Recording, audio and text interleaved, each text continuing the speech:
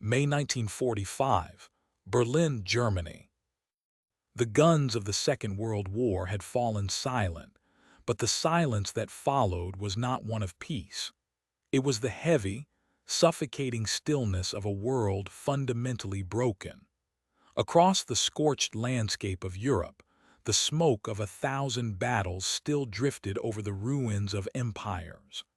The Third Reich had collapsed, leaving behind a vacuum of power that stretched from the Atlantic to the Urals.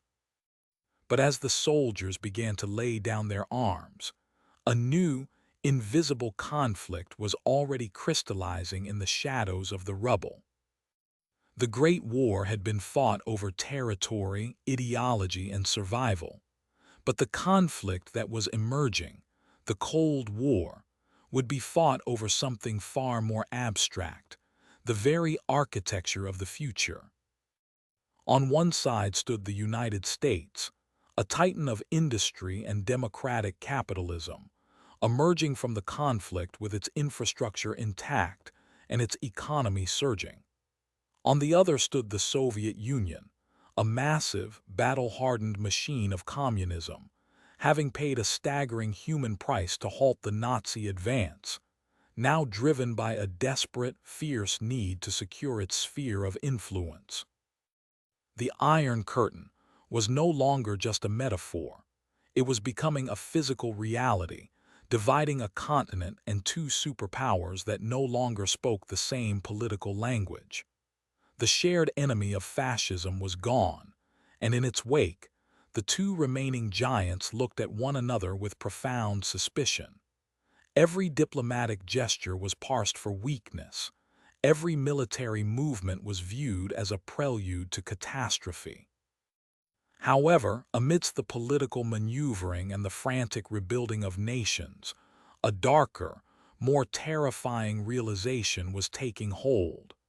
The technology that had been used to devastate cities, the engines of destruction, held a secret potential that went beyond mere conquest. As the Allied and Soviet forces moved through the ruins of Germany, they weren't just looking for gold or art or political prisoners. They were looking for something much more potent, the remnants of the most advanced weapons research the world had ever seen. They were hunting for the architects of terror. Hidden in the bunkers and laboratories of the defeated Reich were the blueprints for a new kind of power.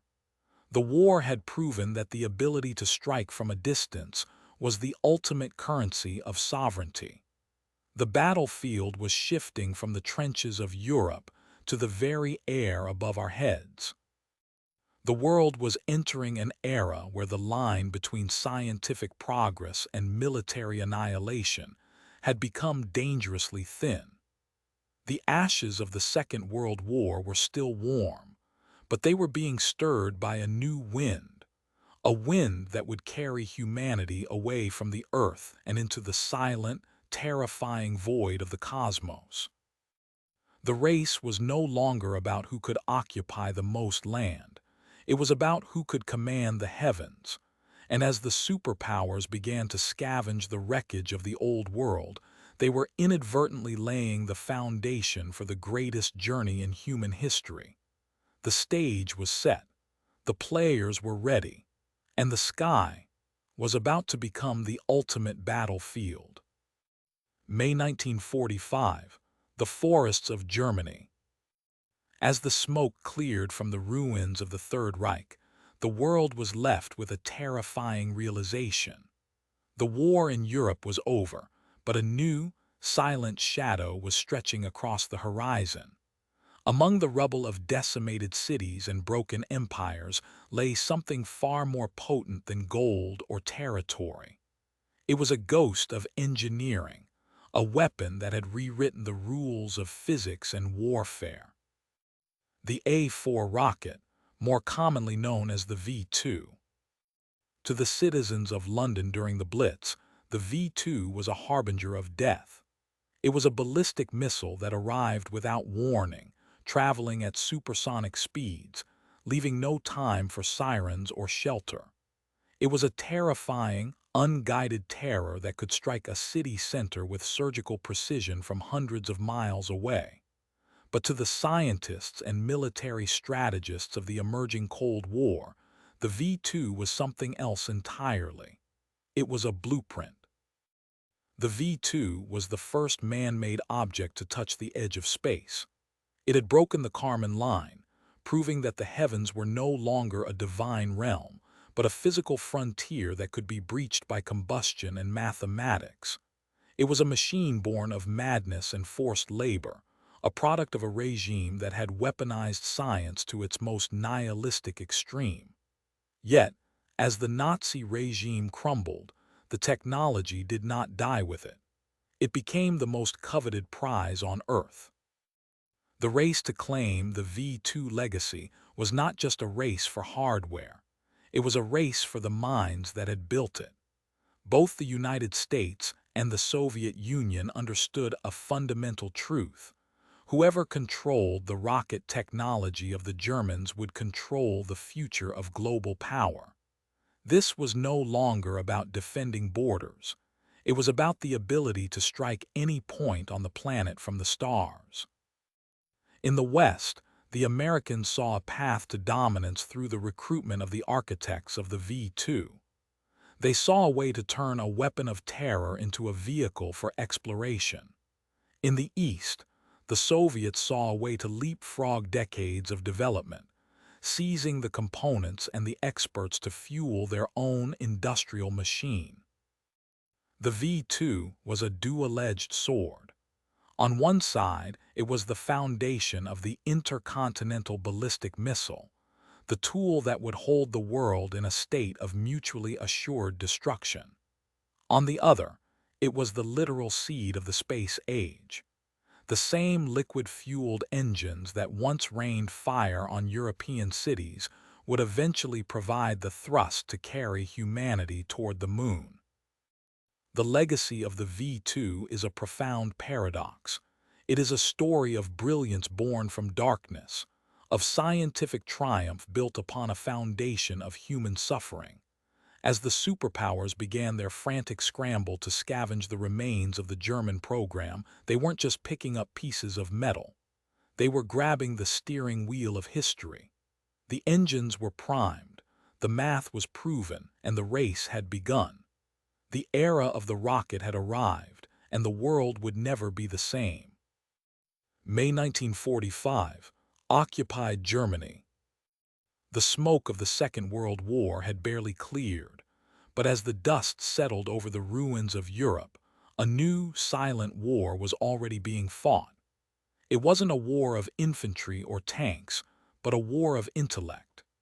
In the frantic, chaotic final months of the conflict, the Allied powers realized that the most devastating weapons of the future wouldn't just be made of steel and gunpowder, but of mathematics, physics, and engineering.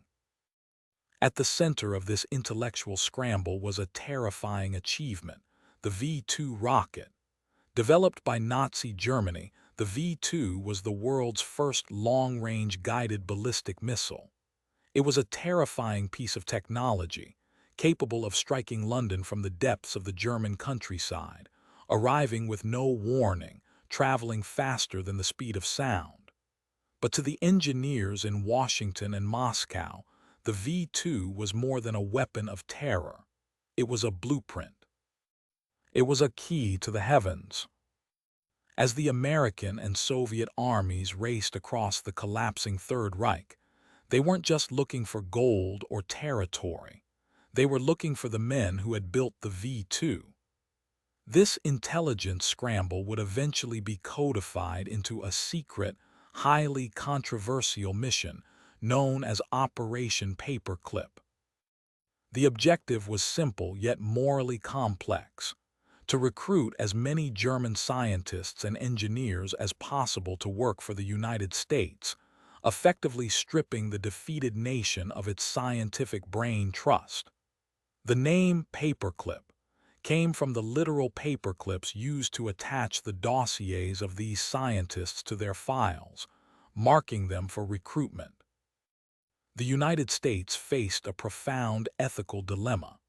Many of the men being scouted were not just scientists.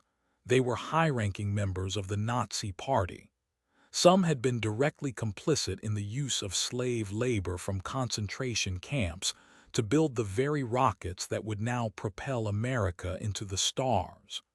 To the American government, however, the geopolitical stakes outweighed the moral cost. The logic was cold and pragmatic. If the United States didn't take these mines, the Soviet Union would. The fear of a communist monopoly on rocket technology was a more pressing threat than the ghosts of the Nazi past. The crown jewel of this operation was a man named Wernher von Braun. A brilliant, visionary engineer, von Braun had dreamed of space travel since he was a boy, but his path had led him to the upper echelons of the German rocket program. Under his leadership, the V-2 had become a reality. Now, he was a man without a country, caught in the crosshairs of two emerging superpowers. Through Operation Paperclip, von Braun and hundreds of his colleagues were quietly moved to American soil, often under aliases, to begin a new chapter of their lives. They were brought to Fort Bliss, Texas, and later to Huntsville, Alabama, where they were tasked with a singular mission: to turn the technology of destruction into the technology of exploration. The Americans had captured the architects of the V-2, but the race had only just begun. The foundations of the American space program were being laid not in a vacuum of pure science, but in the complicated, morally gray shadows of a world recovering from total war. The seeds of the Apollo program were being planted in German soil, waiting for the moment they would finally reach for the moon. May 1945, Berlin, Germany. As the smoke cleared from the ruins of the Third Reich and the echoes of artillery faded into a haunting silence, a different kind of war was quietly beginning.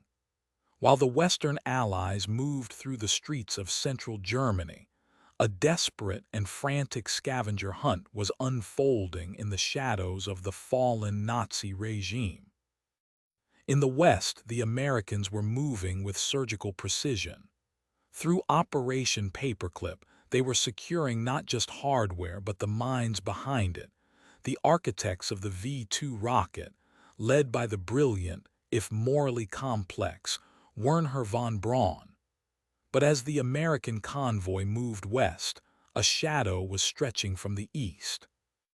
The Soviet Union, under the command of Joseph Stalin, was not interested in a gradual recruitment. They were conducting a massive, industrial-scale extraction. While the Americans sought the brains, the Soviets were obsessed with both the brains and the bones. As the Red Army swept through the rocket research centers of Peenemünde and the industrial heartlands of Germany, they didn't just take documents, they dismantled entire factories. They crated up engines, blueprints, and testing stands, shipping them eastward by the thousands. But the Soviet approach faced a unique, daunting challenge.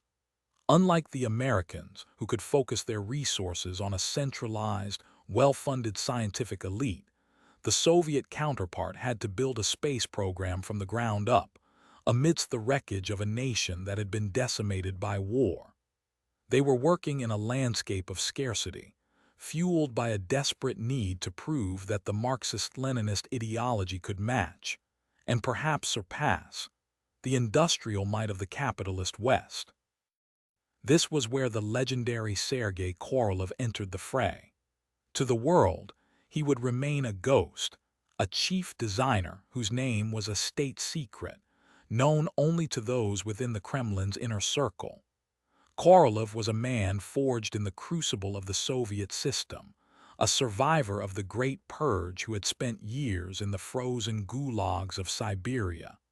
This resilience would become the backbone of the Soviet space effort. While the Americans were integrating German scientists into a structured, transparent military-industrial complex, Korolev and his team were working in a culture of intense secrecy and high-stakes pressure. Every breakthrough was a political necessity. Every failure was a potential crime against the state. The Soviet goal was clear. They didn't just want to catch up to the Americans. They wanted to leapfrog them. They sought to use rocketry not just as a scientific endeavor, but as the ultimate propaganda tool to demonstrate the inevitable triumph of communism. The foundation was being laid. The captured V-2 technology was being reverse-engineered.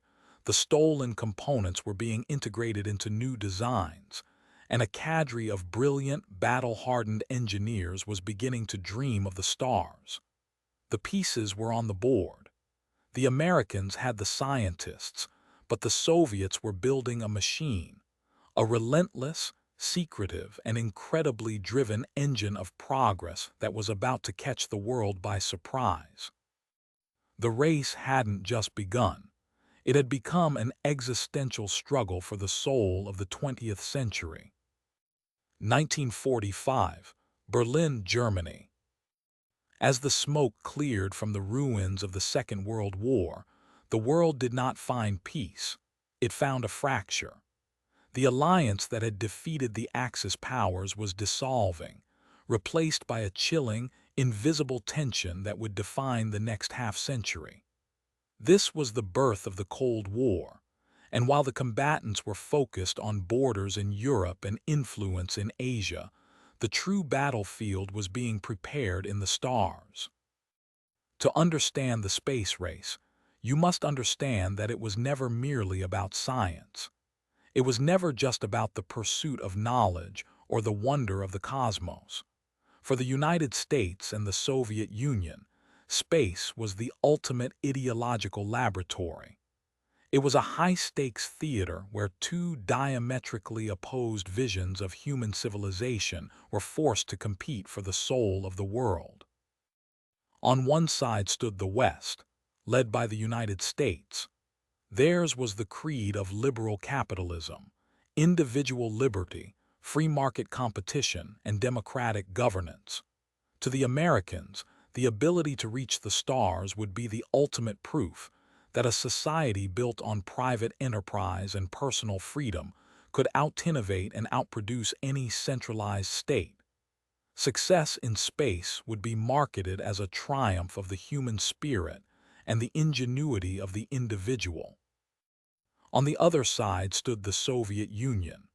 Theirs was the creed of Marxist-Leninist communism, a centralized, state-driven command economy designed to eliminate class struggle and achieve collective equality. For the Kremlin, space was the ultimate propaganda tool.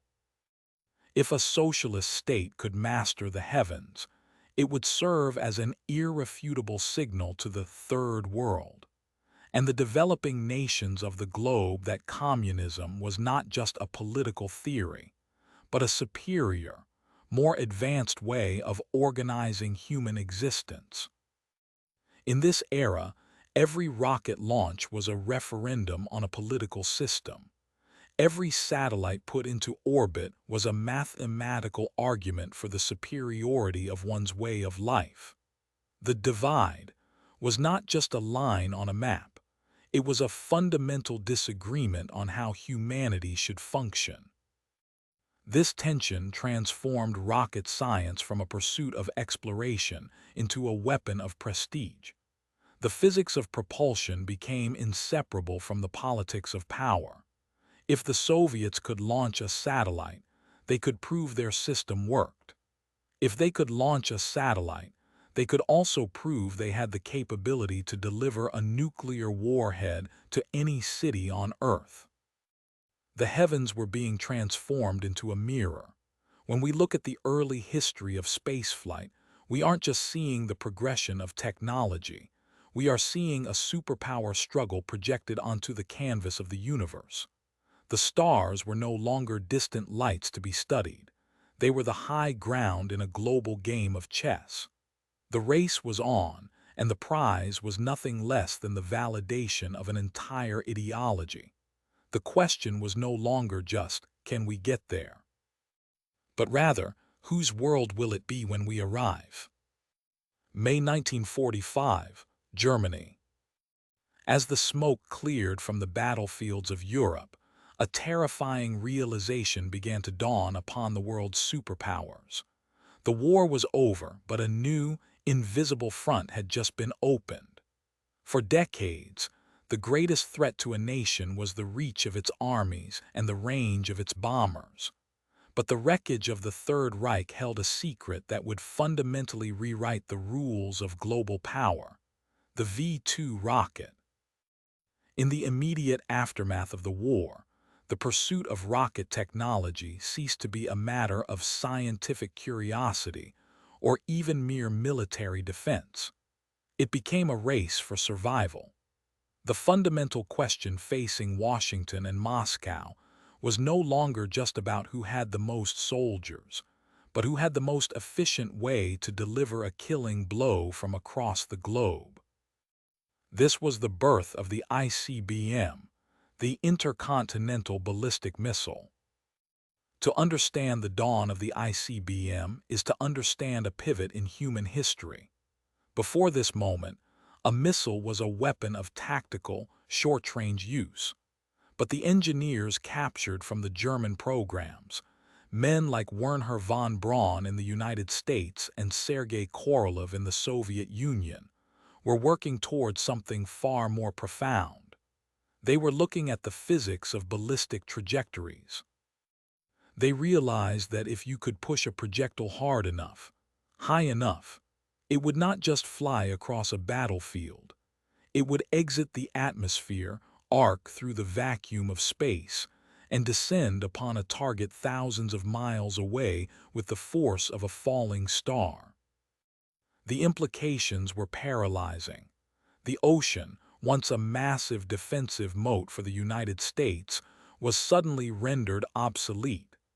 The vastness of the Soviet steppe, once an impenetrable shield, was now vulnerable. The ICBM turned the entire planet into a potential bullseye.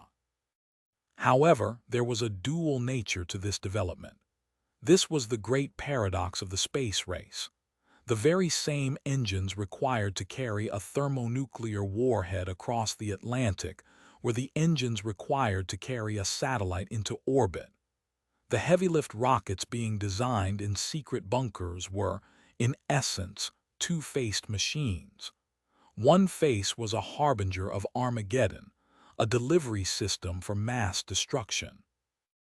The other face was a vessel of discovery, a chariot that could carry humanity into the heavens.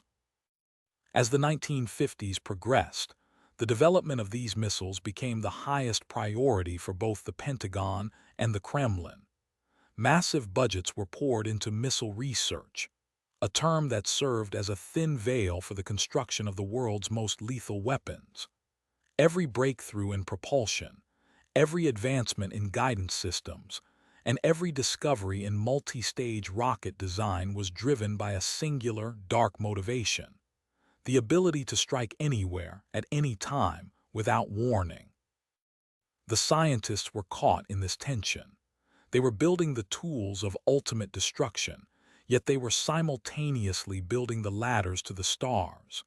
As the ICBM programs accelerated, the world held its breath, realizing that the technology meant to end civilization might very well be the same technology that allowed us to finally leave it behind. The stage was set. The engines were warming up, and the race was no longer just about territory. It was about the ultimate high ground. October 4, 1957, Turatam, Kazakhstan. In the vast, desolate expanse of the Soviet steppe, a countdown reaches its climax. For years, the world had been locked in a silent, ideological struggle, a shadow war fought with diplomacy, espionage, and the terrifying promise of nuclear annihilation. But on this night, the struggle would move beyond the atmosphere. As the engines of an R-7 Semyorka rocket ignited, tearing through the darkness, the geopolitical landscape of Earth was changed forever. The object it carried was modest in appearance, a polished metal sphere, roughly the size of a beach ball, bristling with four long radio antennas. It had no cameras, no sophisticated sensors, and no way to return home. It was simply Sputnik 1. But as the satellite reached its orbital altitude, it did something far more profound than simply exist in space. It began to transmit. Beep, beep, beep. That rhythmic, piercing radio signal cut through the airwaves of every corner of the globe. To the scientists in Moscow, it was a signal of triumph, a mathematical proof that the socialist system could outpace the capitalist West. To the people of the Soviet Union, it was a source of immense national pride. But to the rest of the world, and specifically to the United States, that sound was the heartbeat of a nightmare. In Washington, the reaction was not one of wonder, but of pure, unadulterated panic. The Sputnik shock was immediate and visceral. For decades, the American public had operated under the assumption of technological and military supremacy. Now, that illusion had been shattered. If the Soviets could launch a satellite into orbit, they could launch a nuclear warhead into any American city. The high ground of space had been seized, and the Americans were left looking up at a sky that suddenly felt much more dangerous. The psychological impact was seismic. It wasn't just a scientific milestone. It was a perceived failure of American intellect and readiness. Suddenly, the classroom was a battlefield. The U.S. government scrambled to overhaul its education system, pouring unprecedented funding into science, mathematics, and engineering. The fear of falling behind drove a frantic, high-stakes urgency into the heart of American policy. The Sputnik crisis forced the hand of the American government. It accelerated the creation of the Advanced Research Projects Agency, and eventually, the birth of NASA. The race was no longer a theoretical competition between scientists. It was a total mobilization of national identity. Sputnik 1 would only stay in orbit for 3 months before its batteries died, and it succumbed to the atmosphere, burning up like a falling star. But the damage, or perhaps the spark, was done. The beep had echoed long after the satellite had fallen. The era of the space race had officially begun, a sprint toward the heavens that would push the limits of human courage, drive nations to the brink of bankruptcy, and ultimately lead humanity to the surface of another world. The sky was no longer a ceiling, it was a frontier, and the race was on. October 4, 1957, Moscow, Soviet Union. The world had just changed. A rhythmic, mechanical asterisk beep, beep, beep had been broadcasting from the heavens, signaling that the Soviet Union had successfully placed Sputnik 1 into orbit. For the United States, this wasn't just a scientific milestone, it was a profound psychological wound. The Sputnik shock tore through the American consciousness, shattering the illusion of technological invulnerability. If the Soviets could launch a satellite, they could launch a nuclear warhead. The heavens were no longer a realm of stars and myth. They were a high ground for potential destruction. In the wake of this panic, the American response had to be swift, decisive, and organized. The era of scattered, military-led rocketry was over. The era of the explorer had begun. Washington realized that to win this race, they needed more than just rockets. They needed a unified vision. This realization led to the birth of NASA in 1958, the National Aeronautics and Space Administration. This was a monumental shift. Space was being transitioned from a secret theater of the Department of Defense to a civilian pursuit of national prestige and scientific discovery. But NASA was starting from behind, and the pressure to catch up was suffocating. The American answer to Sputnik was a series of small, experimental satellites known as the Explorer program.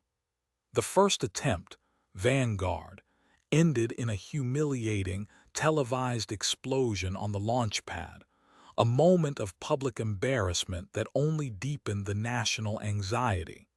But the Americans refused to retreat.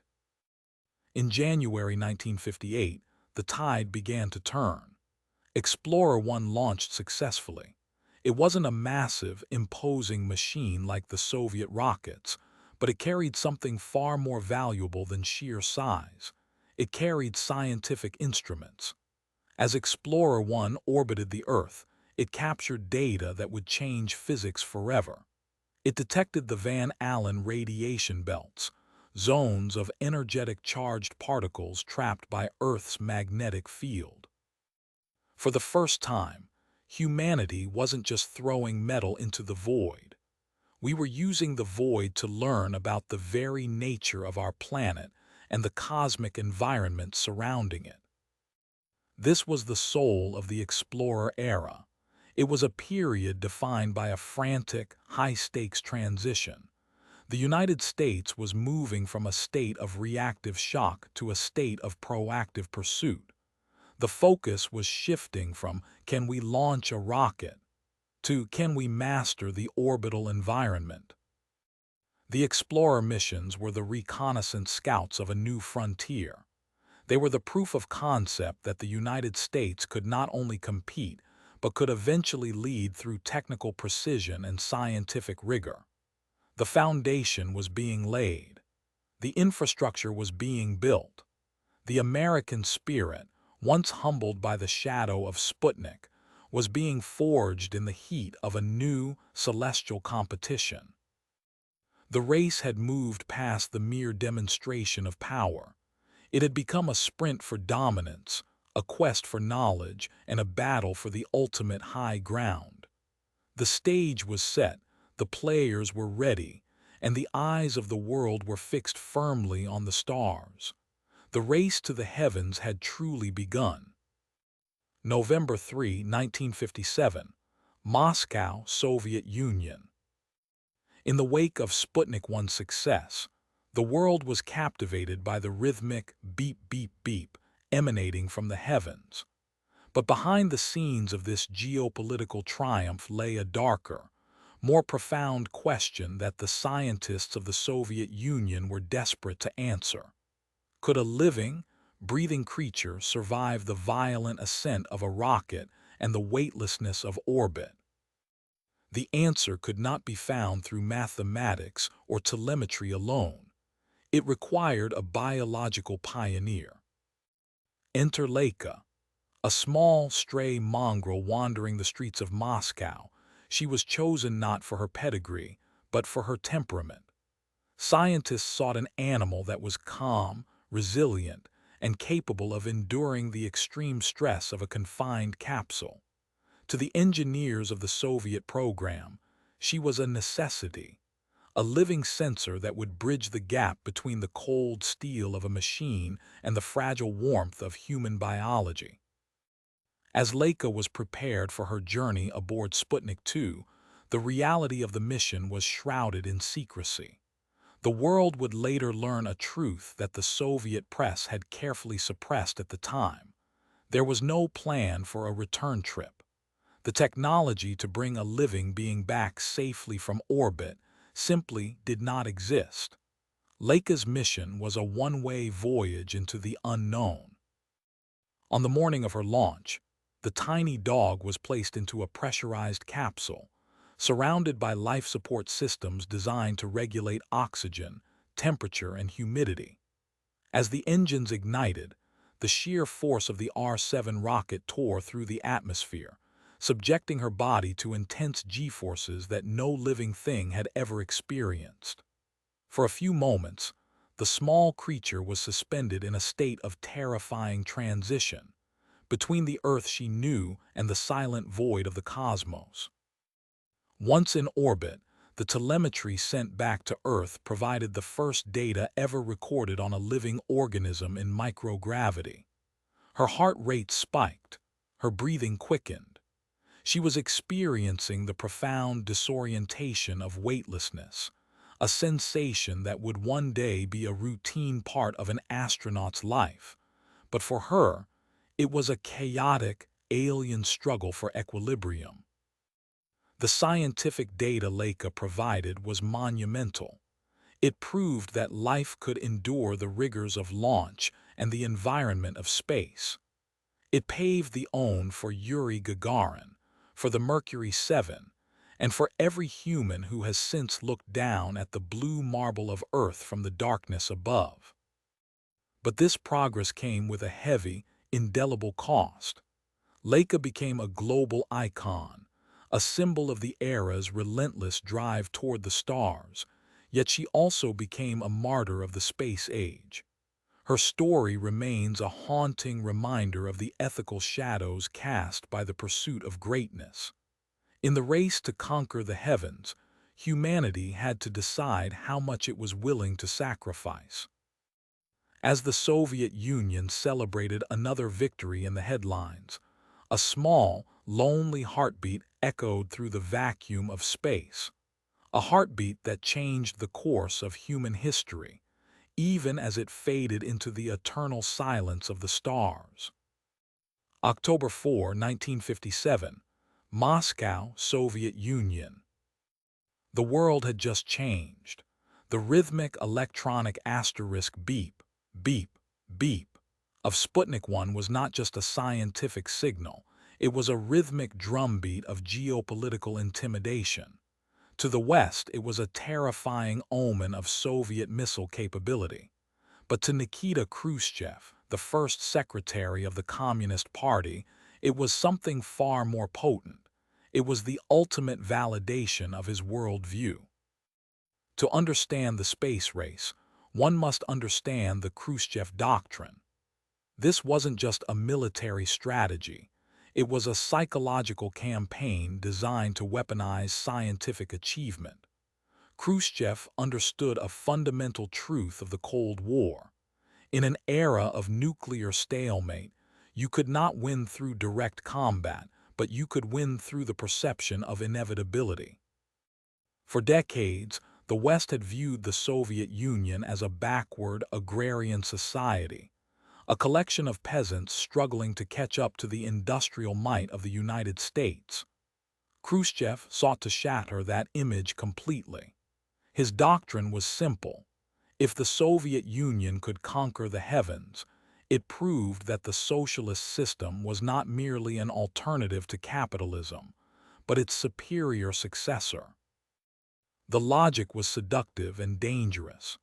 Every successful launch, every new orbit, and every scientific first was to be framed as a triumph of Marxist-Leninist ideology over the decaying structures of Western democracy. Space was no longer a frontier for astronomers. It was a giant, cosmic billboard. Khrushchev used the successes of the Soviet space program to broadcast a message to the decolonizing nations of Africa, Asia, and Latin America. Look at us. We have leapfrogged the masters of the West. Join the Soviet orbit, and you too can join the future. This was rocket diplomacy.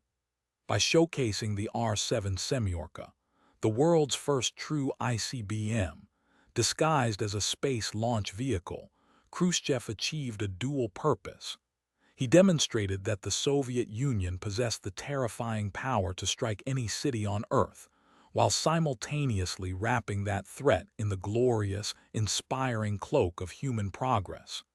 He turned the terrifying reality of nuclear annihilation into a spectacle of scientific prestige.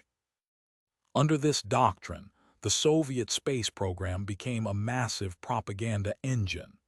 The successes were magnified, the failures were buried under layers of state secrecy, and the scientists were transformed into secular saints of the revolution.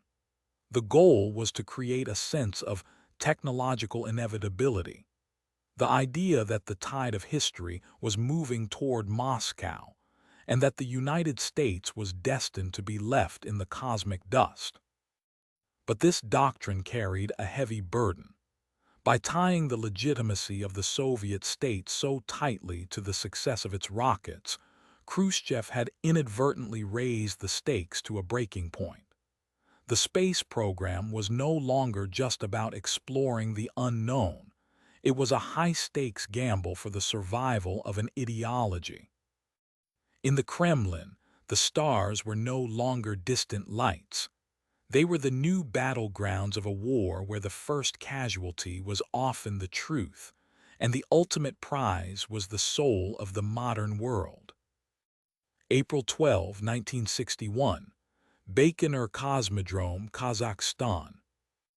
The air is biting, a vast, desolate expanse of the Soviet steppe.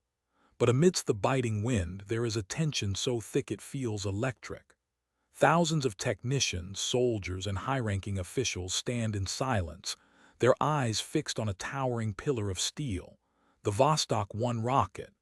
Inside that metal skin, strapped into a cramped, pressurized sphere, sits a 27-year-old man with a shock of blonde hair and a calm, almost disarming smile. His name is Yuri Gagarin. For the Soviet Union, Gagarin is more than just a pilot. He is the ultimate personification of the new Soviet man, resilient, disciplined, and unstoppable. For the Americans, he represents a terrifying reality, that the technological gap between the superpowers has not only closed, but has been violently breached by the East. As the countdown begins, the world holds its breath. The roar of the engines is not just a sound. It is a physical force that shakes the very earth. When the command "Poyakali, let's go, is uttered, the Vostok 1 tears through the atmosphere, shedding the weight of gravity in a violent crescendo of fire and smoke. Inside the capsule, Gagarin is experiencing something no human being in history has ever endured. He is feeling the crushing G-forces of ascent, the sensation of his very bones being pressed into his skin. Then, suddenly, the weight vanishes. The roar fades into a profound, haunting silence. Gagarin looks out through the small porthole, and the world changes forever. He sees the curvature of the earth. He sees the thin, fragile veil of the blue atmosphere protecting everything he has ever known. In that moment, the ideological battles of the Cold War, the borders of nations, and the friction of politics seem insignificant against the backdrop of the infinite void. He famously remarks on the beauty of the planet, a sentiment that would eventually unite a fractured humanity, even if his mission was born out of a desire to divide it. The mission is a harrowing gamble. The Vostok capsule is not a sophisticated spacecraft by modern standards. It is a blunt instrument of survival. Gagarin must navigate the psychological terror of isolation and the technical uncertainty of a re-entry sequence that could easily turn into a fiery death trap. For 108 minutes, he orbits the globe, a lonely pioneer tracing a path through the heavens. When the capsule finally plunges through the atmosphere, trailing a plume of plasma, the world waits to see if the Soviet dream will end in a crater. But as the parachutes deploy and Gagarin makes his descent toward the Russian countryside, the impossible has been achieved.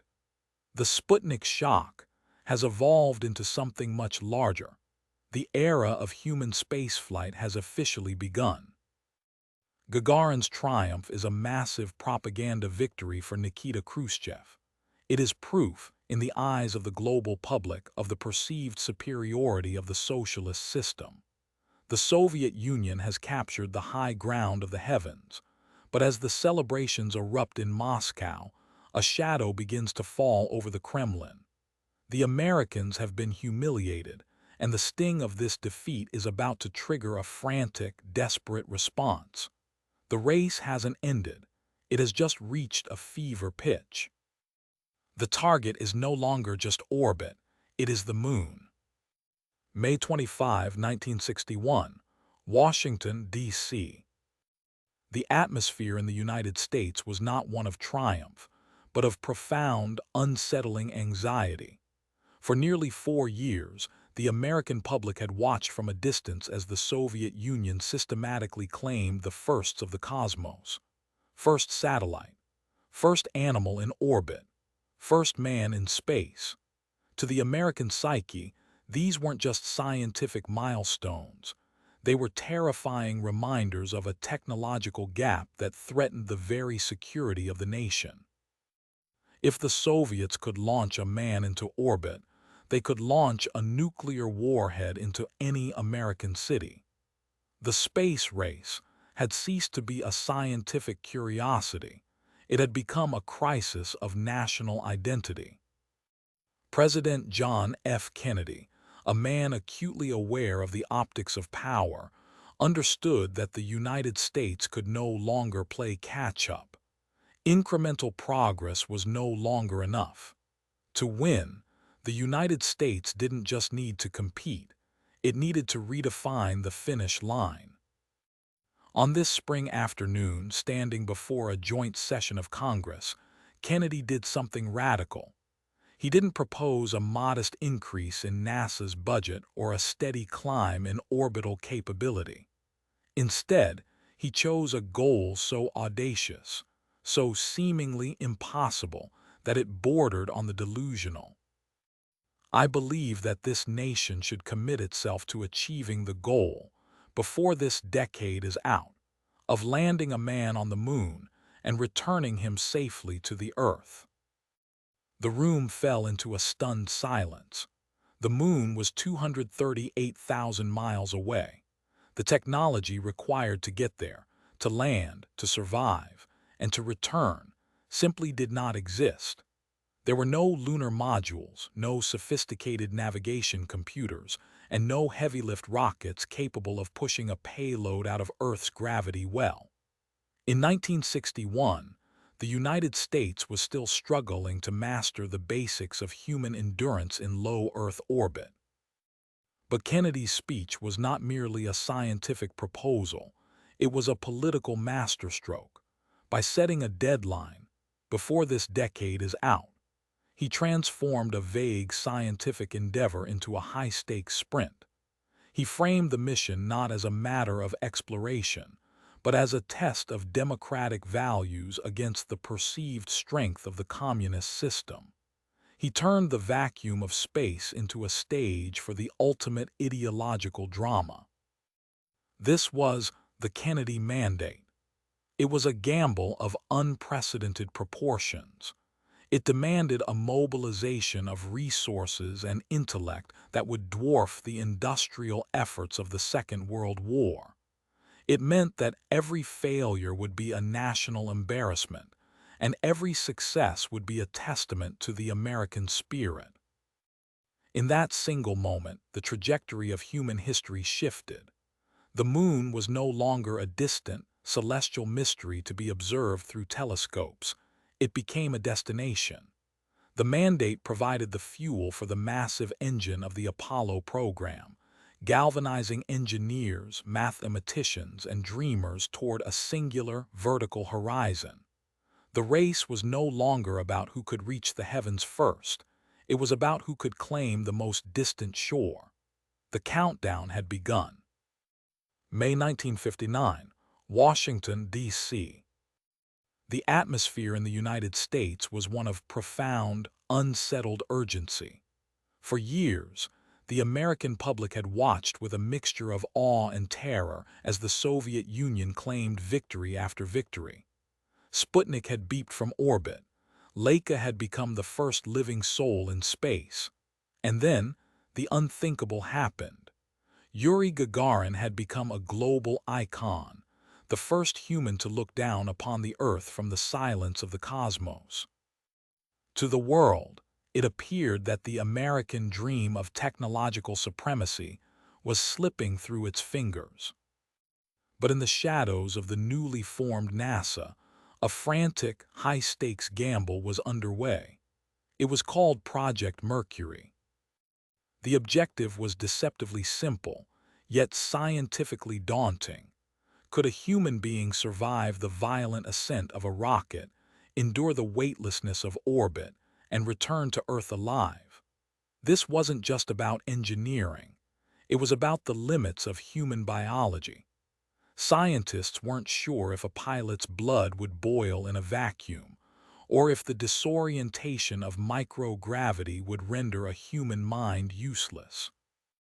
The Mercury capsule itself was a marvel of minimalism. It was a cramped, bell-shaped pressurized vessel, barely larger than a bathtub, designed to shield a single pilot from the unimaginable forces of spaceflight. There were no luxuries here, only gauges, switches, and the sheer willpower of the men chosen to sit atop a controlled explosion. These men were the Mercury 7. They were not just test pilots. They were the ultimate symbols of American resilience. They were selected for their physical perfection, their psychological stability, and their ability to remain calm when the very air around them felt like it was vanishing. The program was a series of grueling, incremental steps. Before a man would ever touch the stars, the Mercury astronauts had to endure hundreds of hours in centrifuge machines that crushed their bodies under intense G-forces. They were thrown into high-altitude balloons, dropped into the depths of the ocean, and subjected to sensory deprivation tanks. They were being prepared for a frontier that had no margin for error. The tension culminated in the early 1960s. The world held its breath during the suborbital flights, watching as the United States struggled to find its footing. Every launch was a calculated risk, a desperate attempt to bridge the gap between the Soviet lead and the American dream. When Alan Shepard finally climbed into the cockpit for Freedom 7, he wasn't just flying a rocket, he was carrying the weight of a nation's pride. His suborbital flight in May of 1961 proved that an American could indeed survive the launch and the descent. It was a moment of parody, a signal to the Kremlin that the United States had officially entered the arena. But suborbital hops were only the beginning.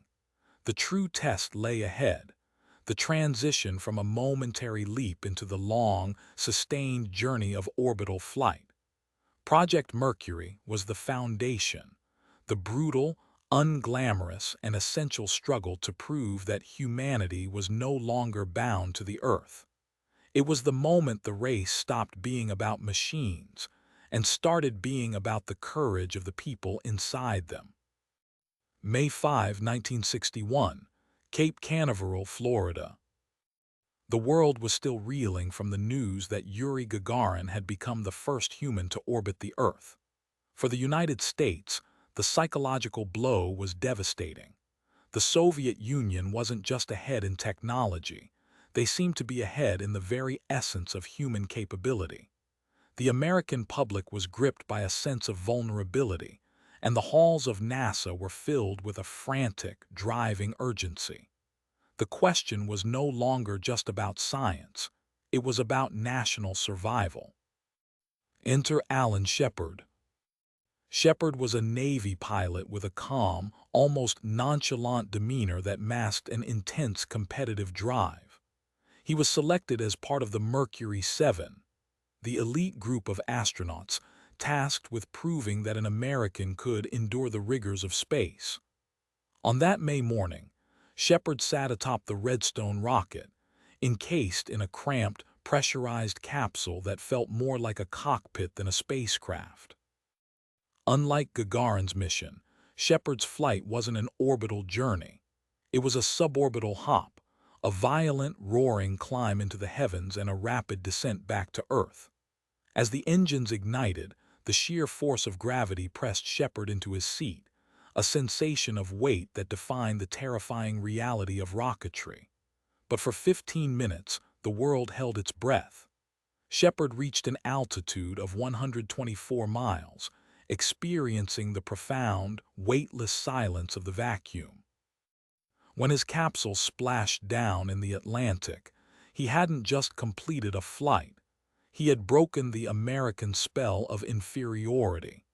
He had proven that the Americans could reach the stars. But suborbital flight was merely a proof of concept. To truly compete with the Soviet Union, the United States had to do something much more dangerous. They had to achieve orbit. They had to stay up there. Fast forward to February 20, 1962, Cape Canaveral, Florida. The atmosphere was different this time. The tension was palpable, not just because of the technical risks, but because the eyes of the entire free world were fixed on a single man, John Glenn. If Shepard was the pioneer, Glenn was the icon. He was poised, articulate, and possessed a level of technical mastery that inspired absolute confidence. He was strapped into the Friendship 7 capsule, riding atop an Atlas rocket, a machine far more powerful and significantly more temperamental than the Redstone. As the countdown reached zero, the roar of the Atlas rocket signaled the beginning of a high-stakes gamble. This wasn't a quick hop. This was a marathon through the void. Glenn's mission required him to circle the Earth 3 times, navigating the razor-thin line between successful orbital mechanics and a catastrophic re-entry. During the flight, disaster nearly struck. A sensor malfunction suggested that the heat shield might have separated from the capsule prematurely. For several terrifying minutes, Glenn and Mission Control faced a nightmare scenario. If the shield wasn't there, he would burn up upon re-entry. The tension in the control room was suffocating, but through a combination of calculated risk and sheer engineering grit, the mission proceeded. When Glenn's capsule finally descended through the atmosphere and hit the ocean, the roar of the crowd was deafening. John Glenn hadn't just survived, he had achieved orbit. The gap between the superpowers was closing. The era of American hesitation was over, and the sprint toward the moon had truly begun. May 1964, Moscow, Soviet Union. By this point in the space race, the Soviet Union was facing a crisis of momentum.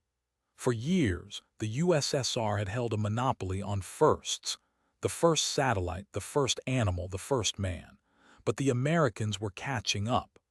NASA's Project Gemini was being designed specifically to master the complex maneuvers required for a lunar landing, docking, long-duration flight, and extravehicular activity. To the Kremlin, it looked like the Soviet lead was evaporating.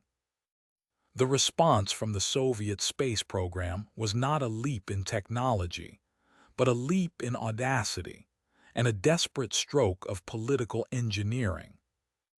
The Vostok spacecraft, the legendary capsule that carried Yuri Gagarin, was a marvel of simplicity, but it had a fatal limitation. It was designed for one person. It was cramped, solitary, and lacked the life support capacity for a team.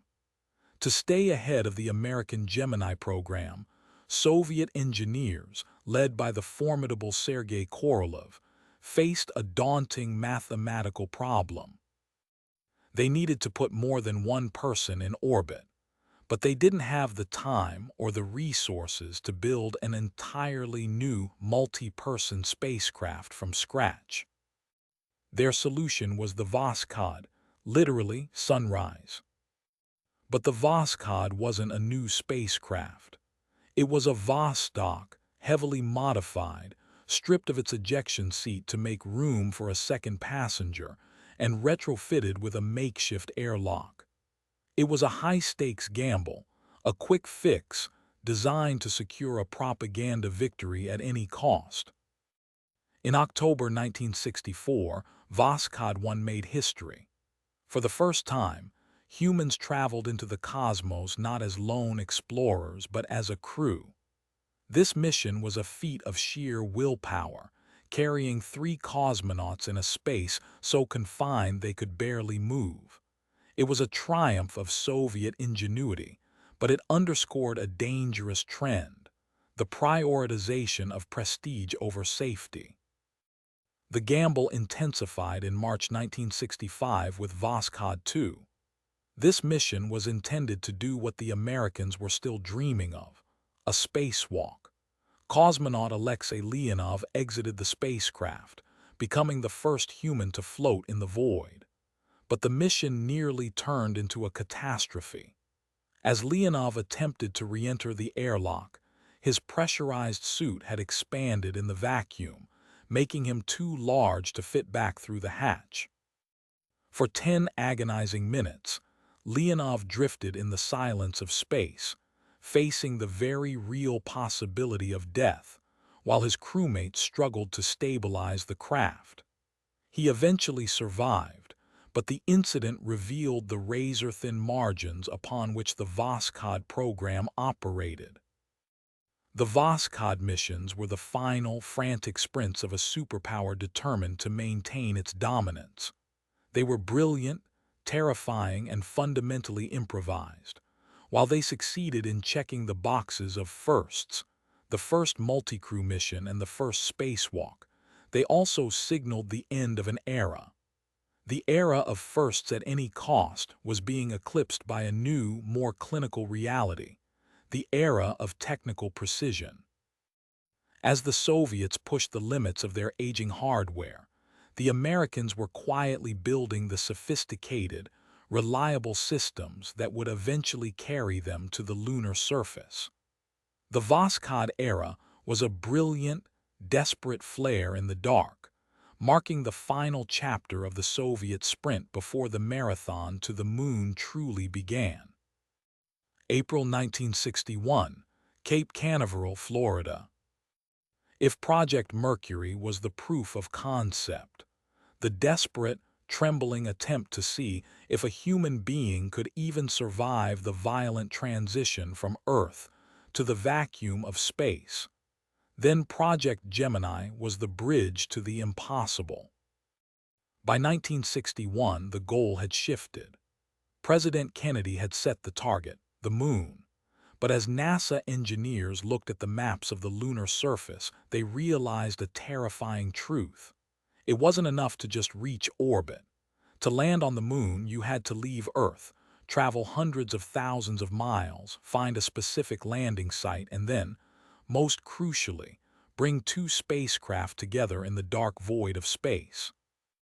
Mercury was a solo act. It was a tiny, cramped capsule designed for one person, meant to sit atop a rocket and simply exist in orbit. But you cannot land on the moon with a one-man capsule. You need a crew. You need a way to maneuver. You need a way to work together. Enter Project Gemini. The name itself was a nod to the mission's core architecture: the 2-man crew. But the Gemini moniker also represented the dual nature of the program. It was simultaneously a laboratory for high-stakes experimentation and a rigorous training ground for the astronauts who would eventually become legends. The challenges were immense. NASA had to master the art of orbital mechanics. This wasn't just about flying a rocket, it was about rendezvous and docking. Imagine trying to join 2 moving cars on a highway, but both cars are traveling at 17,000 miles per hour, and one of them is traveling in a different, invisible curve. If your math was off by a fraction of a degree, you wouldn't just miss your target, you would drift into the infinite darkness, lost forever. Then there was the physical challenge of extravehicular activity, the spacewalk. To explore the moon, astronauts had to be able to leave their ships. This meant stepping out into a vacuum that wanted to boil the fluids in their bodies and freeze their skin. It meant learning how to move when there was no up or down, no friction to push against, and no gravity to hold you steady. The Gemini missions were a roller coaster of technical triumphs and terrifying near misses. We saw the perfection of the docking maneuver with Gemini 6 and 7. We saw the breathtaking, high-stakes spacewalk of Ed White during Gemini 4, which proved that man could indeed work outside his vessel. We even saw the agonizing tension of Gemini 9, where astronaut Gene Cernan struggled against a tangled umbilical cord, nearly suffocating in the silence of the void. But through every malfunction, every oxygen alarm, and every moment of crushing G-force, the program was working. Gemini was the crucible. It took the raw, experimental courage of the Mercury era and forged it into the surgical, technical precision required for the Apollo program. Without the lessons learned in the cramped two-man cockpits of Gemini, the Saturn V would have been nothing more than a very expensive way to go nowhere. Gemini didn't just reach for the stars, it taught us how to navigate them. And with the technical hurdles finally being cleared, the path to the moon was no longer a dream, it was an inevitability. March 18, 1965, Voskhod 2, low Earth orbit. By 1965, the Soviet Union had already achieved the unthinkable. They had sent the first satellite into the sky, the first animal into orbit, and the first human into the cosmos. But as the space race accelerated, the goalposts were moving. It was no longer enough to simply orbit the Earth. The world wanted to see a human being actually leave the spacecraft. They wanted to see a man step out into the abyss. Enter Alexei Leonov. A decorated fighter pilot and a member of the elite Soviet cosmonaut corps, Leonov was a man of immense technical skill and even greater nerves. He wasn't just a passenger. He was a pioneer tasked with a mission that had no blueprint. The objective was simple in theory but terrifying in practice. Perform the first extravehicular activity, the first spacewalk. As the Voskhod capsule separated from the main spacecraft, Leonov prepared to exit the airlock. He donned the Berkut spacesuit, a pressurized garment that was a marvel of engineering, yet fundamentally unproven in the vacuum of space. When the hatch opened, Leonov didn't just step out, he drifted into the infinite. For the first time in human history, a living soul was suspended in the void, tethered to a machine by a single umbilical cord, staring into the silent, overwhelming majesty of the earth below. But the triumph was short-lived. Almost immediately, the mission turned into a fight for survival. Due to a critical design flaw, the pressure inside Leonov's suit began to rise unexpectedly. As the suit inflated, it became rigid, ballooning like a human-shaped balloon. Leonov found himself trapped. He was too large to fit back through the narrow airlock hatch. In the vacuum of space, a suit that is too stiff is a death sentence. Panic is the enemy of survival, but Leonov possessed a cold, calculated discipline. He realized he had only one option. He had to manually bleed the pressure out of his suit. He began to vent his oxygen, intentionally allowing his suit to deflate so he could shrink back into a manageable size. It was a desperate, terrifying gamble. If he bled too much, he would succumb to hypoxia or the bends. If he bled too little, he would remain stuck, drifting forever into the dark. As he struggled to re-enter the craft, the mission spiraled into chaos. The descent module failed to separate correctly from the service module, causing the spacecraft to tumble violently during re-entry. The heat shield was compromised, and the crew faced the very real possibility of burning up in the atmosphere. When the capsule finally splashed down in the Russian wilderness, Leonov and his crewmate, Pavel Belyaev, were not met with immediate rescue. Instead, they found themselves lost in the dense, frozen forests of the Ural Mountains, miles from their recovery zone, facing sub-zero temperatures. Alexei Leonov had achieved the impossible. He had walked in the void. He had proven that man could exist outside the shell of his machine.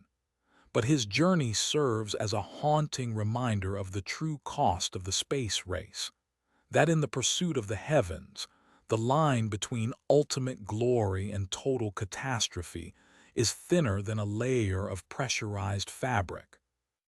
January 1964, Cape Canaveral, Florida. For the first half of the decade, the narrative of the space race felt like a one-sided landslide. To the American public, the Soviet Union was an unstoppable juggernaut, a relentless machine of socialist engineering that seemed to claim every first by sheer force of will. From Sputnik to Gagarin, the Kremlin had dictated the tempo, leaving NASA to play a desperate game of catch-up. But beneath the surface of this perceived Soviet dominance, a fundamental shift was beginning to occur. The era of Soviet speed was meeting the American era of precision. While the Soviet program, led by the enigmatic and brilliant Sergei Korolev, relied on a philosophy of iterative, rapid-fire testing, launching whatever worked as quickly as possible, the United States was undergoing a quiet, massive transformation. The frantic, reactionary energy of the early Mercury years was being replaced by something far more methodical, far more expensive, and far more systematic. The United States was no longer just trying to reach orbit. They were trying to master the physics of space. The catalyst for this shift was Project Gemini. If Mercury was the proof of concept, the demonstration that a human being could survive the vacuum, then Gemini was the classroom.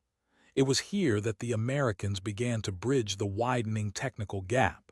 While the Soviets were focused on the prestige of being first, NASA engineers were obsessed with the how. How do you rendezvous two spacecraft moving at 17,000 miles per hour? How do you maneuver a capsule with centimeter-level accuracy? How do you stay alive in a vacuum when your life support systems fail? Through Gemini, NASA began to master the complex orbital mechanics required for a lunar mission. They perfected docking procedures, developed sophisticated EVA, extravehicular activity, techniques, and refined the long-duration flight capabilities necessary for deep space. They were building a toolkit, a foundation of mathematical and engineering certainty that the Soviet program, for all its bravado, was struggling to match. Meanwhile, the Soviet Union was facing a quiet crisis of its own. The death of Sergei Korolev in 1966 would eventually leave a leadership vacuum that proved fatal. But even before then, the cracks were showing. The Soviet approach relied heavily on a centralized, top-down command structure that excelled at massive, singular achievements, but struggled with the granular, iterative complexity of multi-stage mission architecture.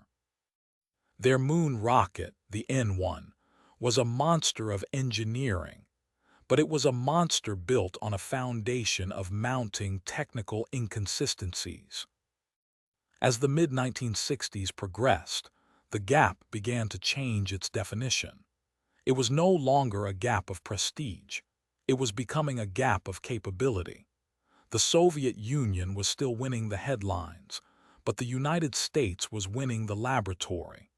The Americans were moving away from the heroic era of individual pilots and into the systemic era of integrated aerospace engineering. The momentum was shifting. The frantic sprint of the early years had evolved into a grueling marathon of technical refinement. The world was watching the scoreboard, seeing the Soviet Union still ahead, but if you looked closer at the telemetry, at the docking maneuvers, and at the sheer scale of the Saturn V development, you could see the tide turning. The race was no longer just about who could get to space first. It was about who could stay there and, more importantly, who could go further.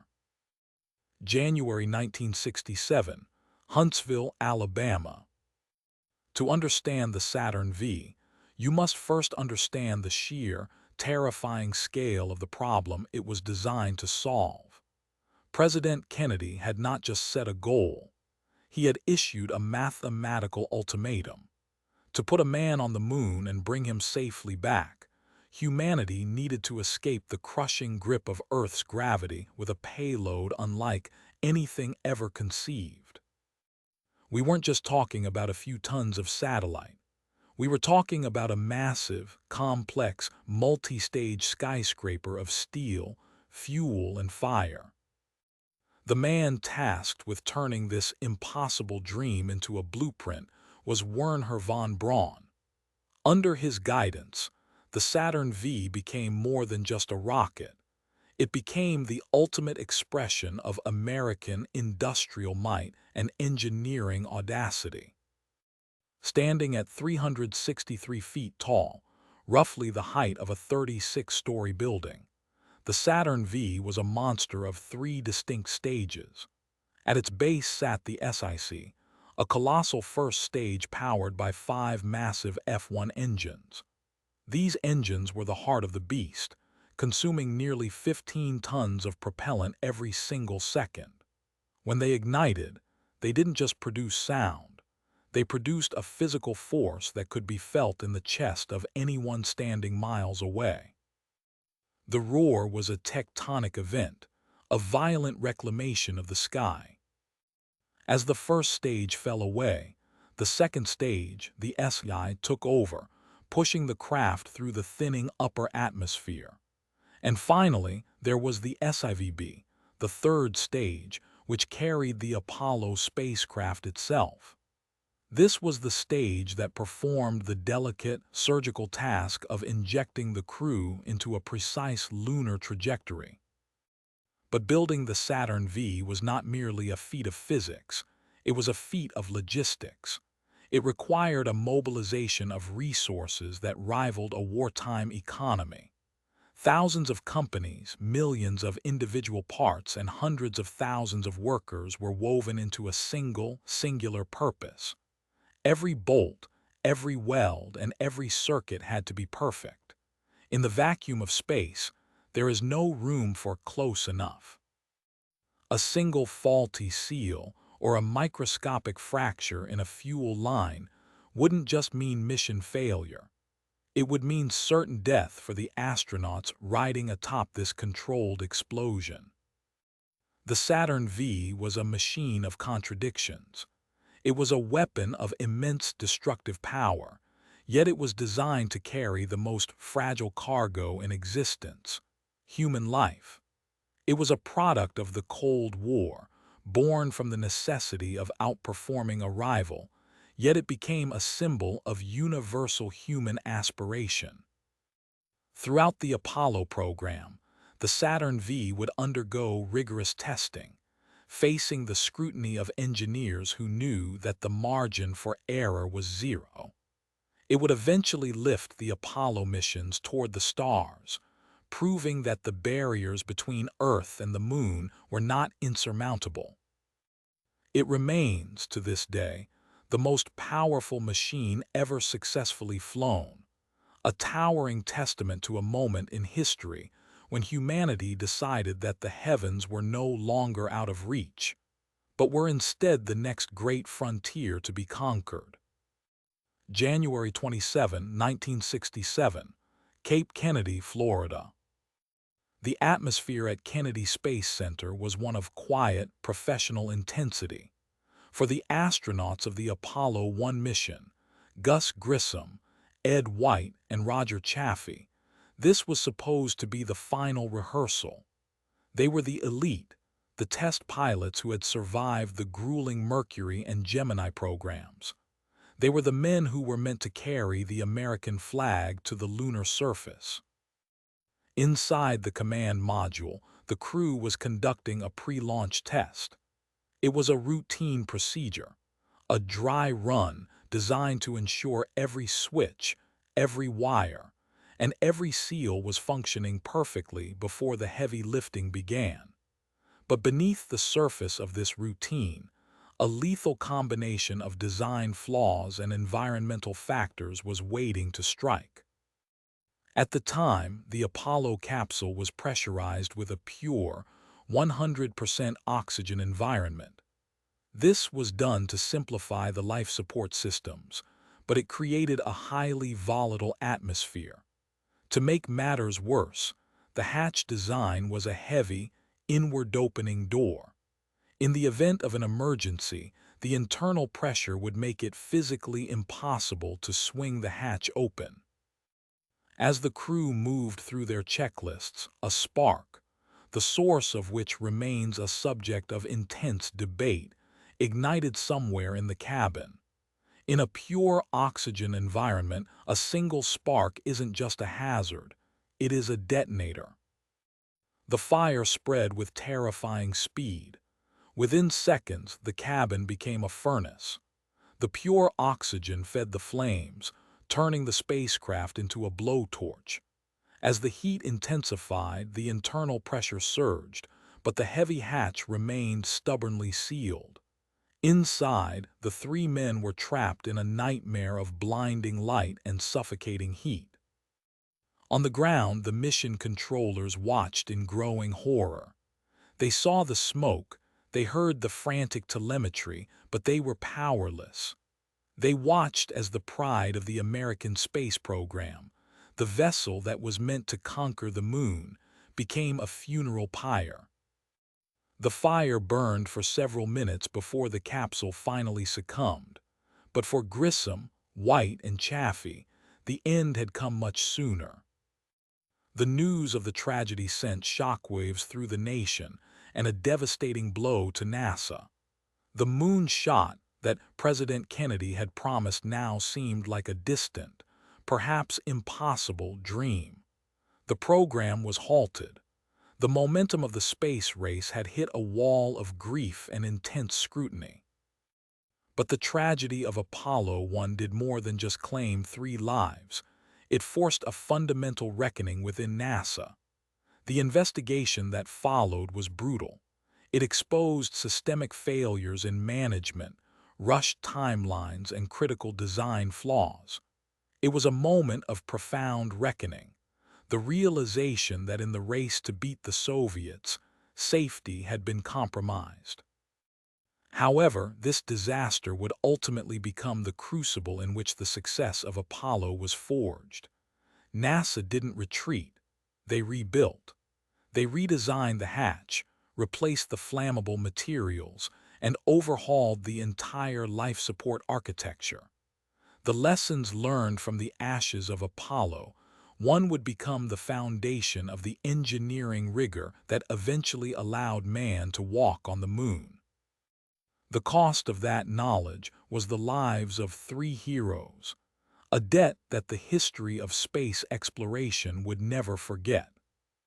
February 21, 1969, Baikonur Cosmodrome, Kazakhstan. Under the vast, freezing expanse of the Kazakh steppe, a Titan prepared to wake. It was the N1, the Soviet Union's desperate, gargantuan answer to the American Saturn V. It was a machine of impossible complexity, a behemoth designed to carry the Soviet dream of a lunar landing to the heavens. But as the countdown ticked toward zero, the shadow looming over the launch pad wasn't one of triumph, but of a mounting, systemic catastrophe. To understand the N1, you have to understand the desperation of the Soviet space program. While NASA had the luxury of immense funding and the centralized guidance of a single agency, the Soviet program was a fractured battlefield of internal politics. Rival design bureaus, led by competing titans like Sergei Korolev and Valentin Glushko, were locked in a bitter struggle for resources and prestige. This division meant there was no unified Saturn V. Instead, there was a frantic, disorganized scramble to build a heavy-lift rocket in the dark. The N-1 was a mechanical nightmare. Because the Soviets lacked the massive, high-thrust engines the Americans possessed, they took a different, riskier path: complexity. Instead of a few massive engines, the first stage of the N-1 utilized 30 smaller engines, all packed tightly together in a ring of fire. This design required a sophisticated computer system to orchestrate the simultaneous firing and synchronization of 30 different combustion chambers. It was an engineering feat that had never been attempted at this scale, and it was a feat built on a foundation of sand. On that fateful February morning, the engines ignited. For a few fleeting moments, it looked as though the Soviet dream might actually take flight.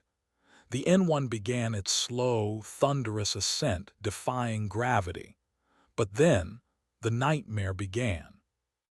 At an altitude of just a few hundred meters, a catastrophic failure occurred. One of the 30 engines surged, causing a massive vibration that rippled through the entire structure. The delicate plumbing, stressed by the immense pressure, began to rupture. Liquid oxygen and kerosene sprayed into the engine compartment, turning the base of the rocket into a literal furnace. In an instant, the N-1 was no longer a vehicle. It was a bomb. The computer system, overwhelmed by the chaotic data of failing engines, could not compensate.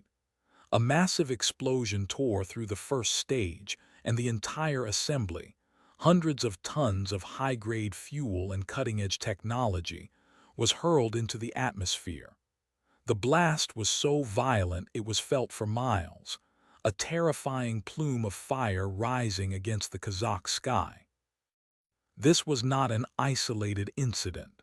This was the first of 4 disastrous launch attempts. Each failure revealed the same fatal flaws: inadequate testing, faulty plumbing, and a lack of unified command.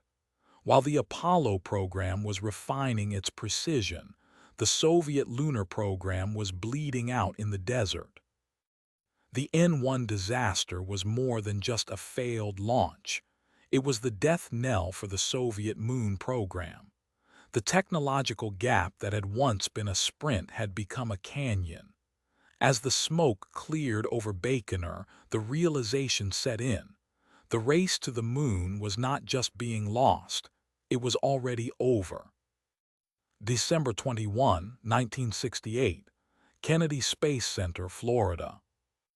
The air is thick with humidity and a tension so palpable it feels heavy.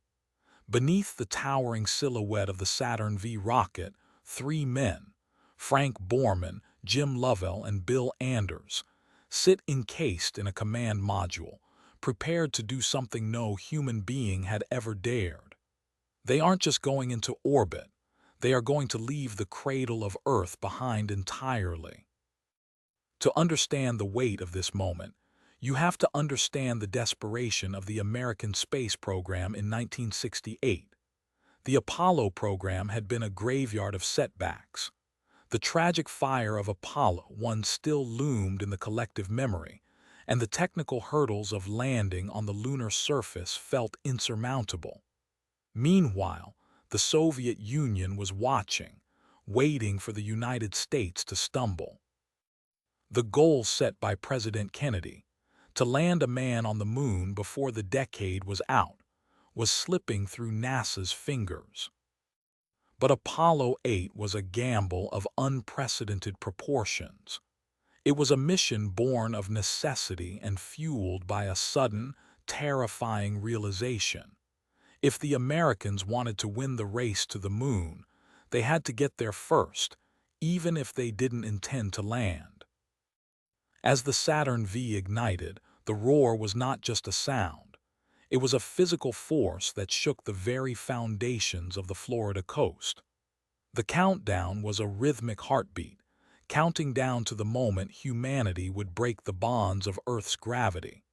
When the engines finally cleared the pad, the mission transitioned from a feat of engineering to a feat of pure courage. The journey took them through the vast, silent emptiness of the translunar coast. For 3 days, the crew drifted through a void that had been inhabited only by light and radiation for billions of years. As they approached the moon, the perspective of the universe began to shift. The moon, once a distant, glowing orb in the night sky, grew until it filled their windows, a scarred, desolate, and magnificent wasteland of craters and mountains. On Christmas Eve, as they entered lunar orbit, the crew experienced a profound moment of cosmic isolation. They were 240,000 miles from home, circling a dead world, moving at thousands of miles per hour. But it was during this orbit that something unexpected happened. It wasn't a technical breakthrough or a political victory that defined the mission. It was a photograph. As the spacecraft rounded the dark side of the moon, the crew looked back. There, hanging in the absolute blackness of the vacuum, was a fragile, swirling marble of blue and white. It was Earth. In that moment, Bill Anders captured the Earthrise photograph, an image that would do more to change human consciousness than any scientific data point ever could. It showed a world without borders, a world that was small, beautiful, and terrifyingly lonely. Apollo 8 was a mission of reconnaissance, but it became a mission of revelation. They had proven that humans could navigate the deep cosmos, that they could survive the journey, and that they could return. They had reached the moon, and in doing so, they had turned the eyes of the world away from the politics of the Cold War and toward the majesty of the universe. The path to the lunar landing was now open. The moon was no longer a dream. It was a destination. July 16, 1969, Kennedy Space Center, Florida. Under a sweltering morning sun, a towering monolith of white steel and black propellant stood poised on Launch Complex 39A. This was the Saturn V, a three-stage beast of engineering so massive, so powerful, that it seemed less like a machine and more like a force of nature. Inside its cramped, high-tech cocoon sat three men: Neil Armstrong, Buzz Aldrin, and Michael Collins. They were no longer just pilots. They were the tip of the spear in a decade-long ideological war. As the countdown reached its final seconds, a hush fell over a world that had, for the first time in history, stopped everything to watch. Then, the ignition. A colossal roar shook the Florida coastline, a sound so profound it felt as though the earth itself was screaming. A pillar of fire erupted, lifting the Apollo 11 spacecraft away from the gravity of its home planet. In those first few minutes, the tension of the Cold War, the tragedies of Apollo 1, and the crushing weight of Kennedy's mandate all seemed to coalesce into a single, upward trajectory. For 3 days, the crew drifted through the silent, velvet void of space. They were hurtling toward a celestial body that had been the subject of myth and folklore for millennia, yet was now a destination of cold, gray rock and cratered desolation.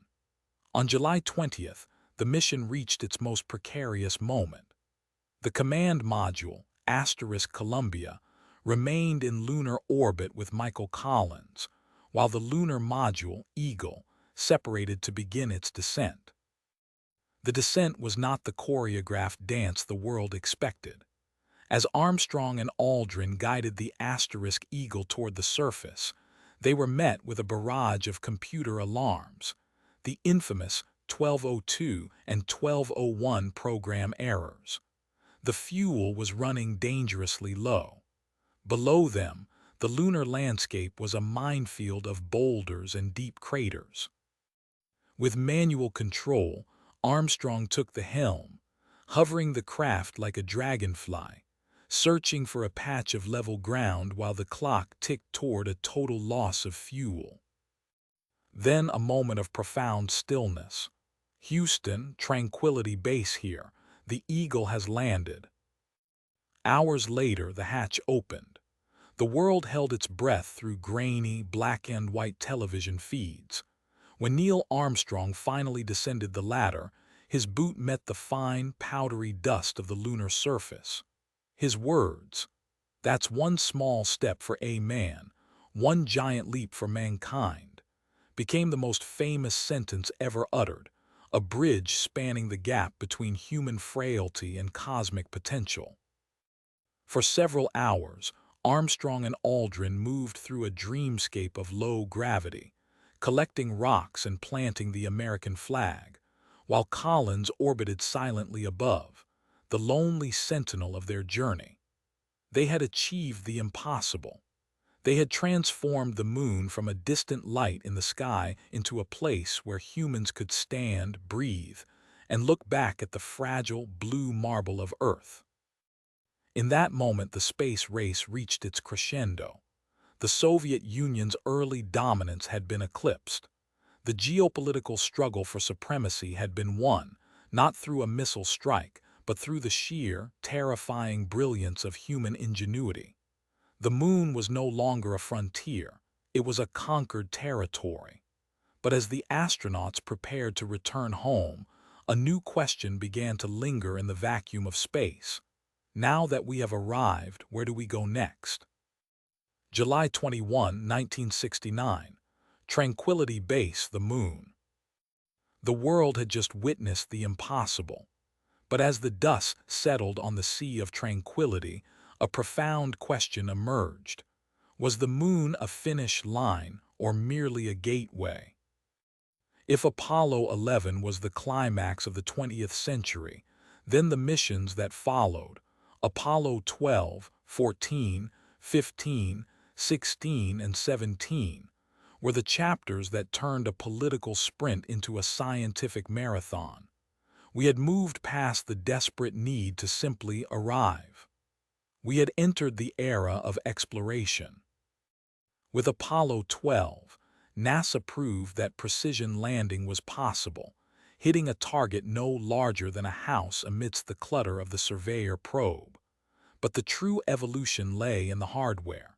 The introduction of the lunar roving vehicle, the moon buggy, during the Apollo 15 mission fundamentally changed our relationship with the lunar surface.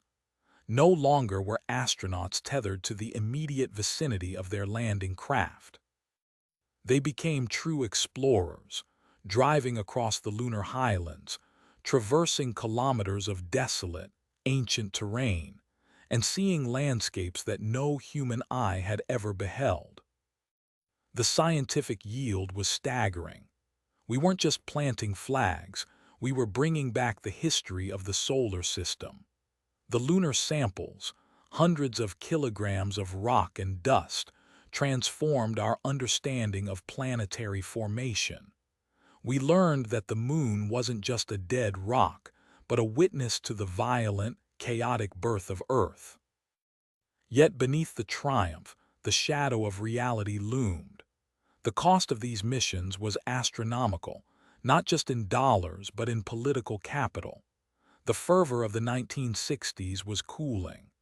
The Vietnam War was draining the American psyche, and the social upheavals of the late 60s were shifting the public's gaze from the heavens back to the struggles on Earth. The space race had been won, but the momentum was fracturing. By the time Gene Cernan took those final, historic steps during Apollo 17 in December 1972, the era of lunar sorties had reached its zenith. As he looked back at the Earth from the lunar surface, he wasn't just a pilot. He was a messenger from a frontier that suddenly felt out of reach. When the Apollo program was eventually decommissioned, it left behind a bittersweet vacuum. We had reached the moon, we had walked its plains, and then we stopped. For decades, the lunar surface remained a silent graveyard of descent stages, rover tracks and footprints preserved in a vacuum. This silence created a haunting legacy. It left us wondering if we had peaked too early. Did we conquer the moon only to lose our nerve? The lunar legacy is not just a record of what we achieved. It is a testament to a unique moment in human history when the entire species seemed to look upward with a single, unified purpose. It serves as both a monument to our highest potential and a cautionary tale about the fragility of human ambition. We left the moon behind, but we never truly left its influence. The footprints of the Apollo astronauts remain there today, waiting. They are a silent promise, a reminder that while we may retreat, the frontier is always there, waiting for the next chapter of our story to begin. July 17, 1975, near the orbit of the Earth. For nearly 2 decades, the cosmos had been a theater of war, not of kinetic weapons, but of ideologies.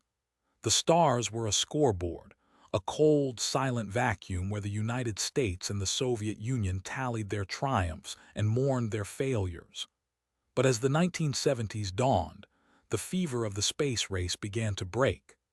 The staggering costs of the lunar missions, the exhaustion of the geopolitical arms race, and a new era of asterisk détente on Earth began to shift the paradigm. The question was no longer who can get there first, but can we exist there together? The answer was to be found in the Apollo-Soyuz test project. This was not merely a technical challenge, it was a diplomatic miracle. To the public, it was a grand gesture of peace. To the engineers, it was a logistical nightmare. The two superpowers had spent years perfecting machines that were fundamentally incompatible. Their docking mechanisms were different. Their communication frequencies were worlds apart. Even their atmospheric pressures were mismatched. To bring an American Apollo capsule and a Soviet Soyuz capsule together in the void was like trying to plug a square peg into a round hole, while traveling at 17,000 miles per hour. The centerpiece of this mission was the docking module. It was a specialized, neutral piece of hardware designed to act as a bridge, a literal middle ground between two warring philosophies. It had to facilitate the equalization of air pressure so that astronauts and cosmonauts could step through the hatch without being killed by the very atmosphere they breathed. As the countdown began, the tension was palpable. This was the moment when the space race risked becoming a space crash. If the docking failed, it wouldn't just be a technical setback. It would be a massive propaganda defeat for both sides, potentially reigniting the frost of the Cold War. But as the vehicles approached one another in the silent dark of orbit, the unthinkable happened. The mechanisms engaged. The seals held. The docking was successful. In a moment that transcended science, the hatches opened. On one side stood the American crew, led by Thomas Stafford. On the other, the Soviet crew, led by Alexei Leonov. As they stepped into the shared module, they didn't just exchange scientific data or technical observations. They exchanged a handshake. It was the handshake in space, a gesture that signaled the end of the sprint and the beginning of an era of cooperation. The Apollo-Soyuz mission proved that the vacuum of space did not have to be a barrier, but could instead be a common ground. It laid the conceptual and technical groundwork for everything that followed. The modular design of the Mir station, the complex choreography of the space shuttle, and ultimately, the International Space Station. The era of the great sprint was over. The era of the great collaboration had begun. The stars were no longer a battlefield. They were becoming a laboratory for all of humanity. September 12, 1981, Kennedy Space Center, Florida. As the massive white orbiter, Columbia sat perched atop its external tank and twin solid rocket boosters, the world held its breath. This was not the expendable, single-use rocket of the Apollo era. This was something fundamentally different. This was the Space Transportation System, better known as the Space Shuttle. After the singular, monumental triumph of the moon landings, the era of exploration for exploration's sake began to wane. The political fire that fueled the Apollo program had cooled, and NASA faced a new, daunting mandate: to make spaceflight routine. The goal was revolutionary. Instead of throwing away billion-dollar rockets into the ocean after a single use, NASA envisioned a reusable spacecraft, a winged vehicle that could launch like a rocket and land like an airplane. It was designed to be the workhorse of the cosmos, a bridge between Earth and the stars that would carry satellites, conduct science, and eventually build a permanent home in orbit. For the first decade, the shuttle was a marvel of engineering. It turned the heavens into a laboratory.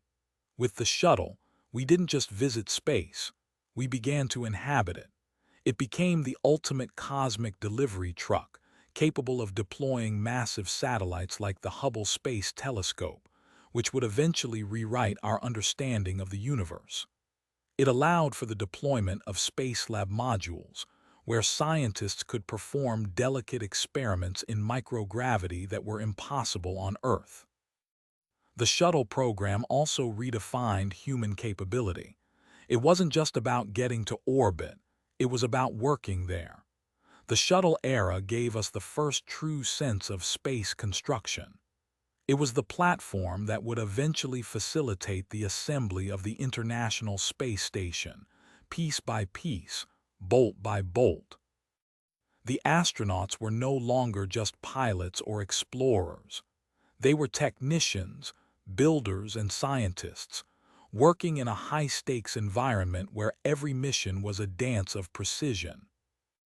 But this era of routine access came with a heavy, sobering price. The very complexity that made the shuttle a masterpiece also made it inherently dangerous. The philosophy of reusability meant that the vehicle was pushed to its absolute limits, repeatedly enduring the violent thermal stresses of re-entry.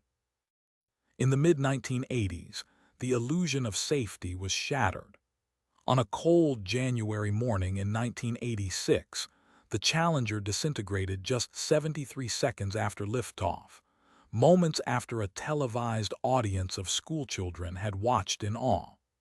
The tragedy didn't just claim the lives of 7 brave souls. It shattered the public's perception of space as a controlled, predictable frontier. It forced a brutal reckoning within NASA, revealing that the drive for routine operations had, in some ways, compromised the absolute necessity of safety. The shuttle era would become a saga of brilliance and heartbreak.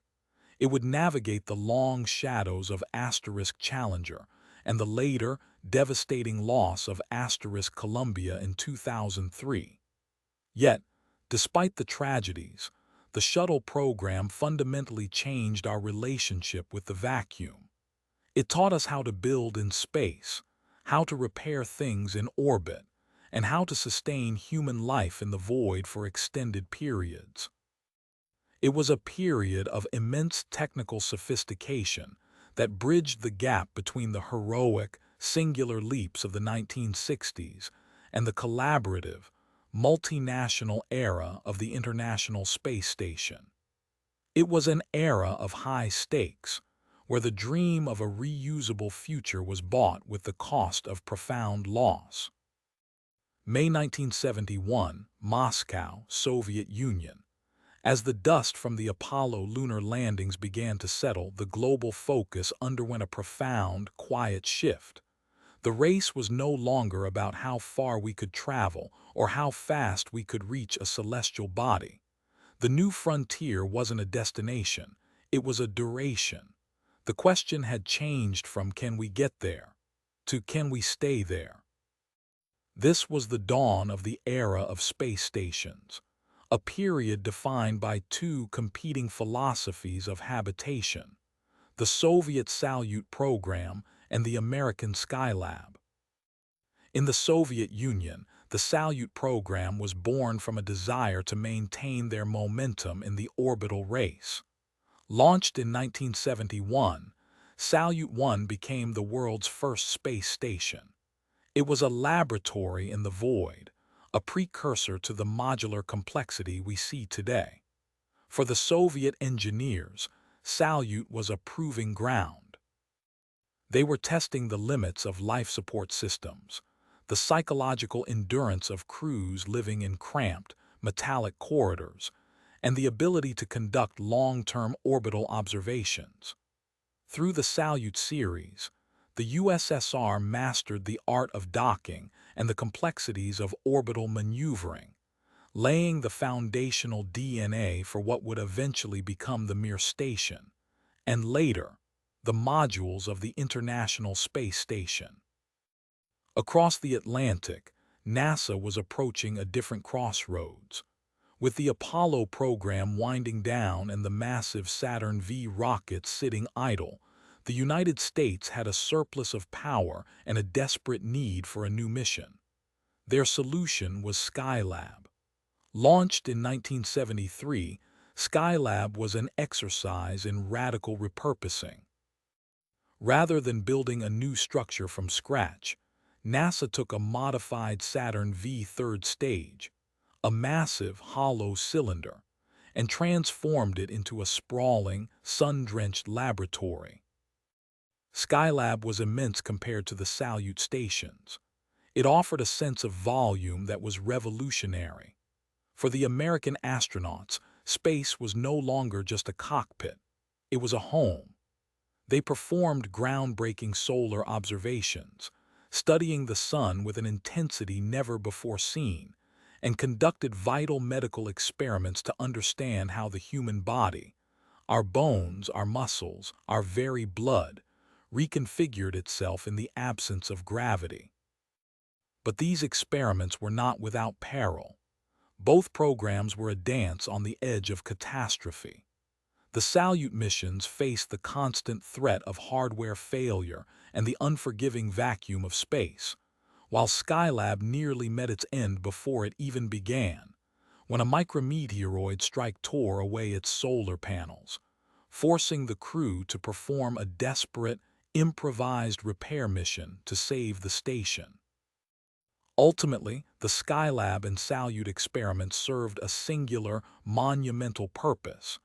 They transitioned humanity from being visitors in space to being residents. We learned that the human body could adapt, that science could flourish in microgravity, and that the greatest challenge of space exploration wasn't the launch, it was the survival.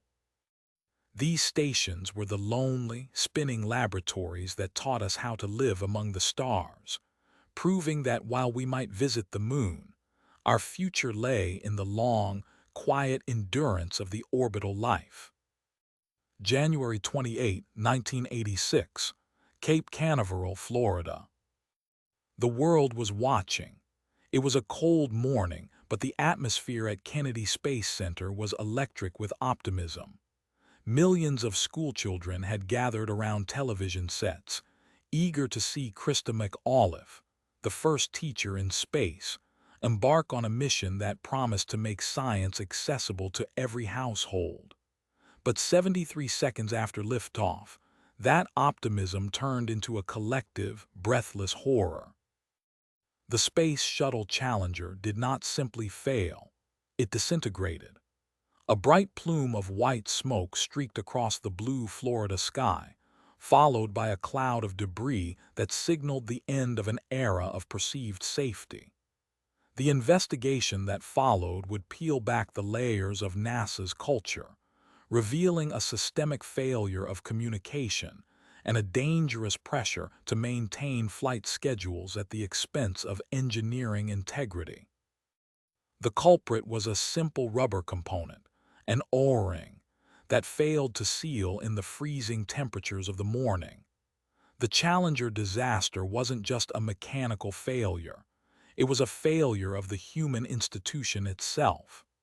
It reminded a complacent nation that spaceflight is not a routine commute, but a violent, unforgiving battle against physics. For years, the tragedy of Challenger served as a somber lesson, a scar that NASA vowed never to let reopen. The shuttle program continued, evolving, becoming more sophisticated, and venturing deeper into the orbital frontier. But the lessons of the past had not been fully etched into the DNA of the agency. February 1, 2003, Cape Canaveral, Florida. The mission of Columbia began with the same fanfare and promise as those that came before it. It was a routine scientific mission, designed to expand our understanding of the universe. For 16 days, the orbiter functioned perfectly, conducting experiments that would push the boundaries of human knowledge. But as Columbia began its descent through the atmosphere, the very shield designed to protect it, the thermal protection system, failed. During launch, a piece of insulating foam had struck the shuttle's left wing, creating a microscopic breach. It was a small error, a seemingly insignificant piece of debris. But as Columbia hit the intense heat of re-entry, that tiny wound became a gateway for superheated plasma.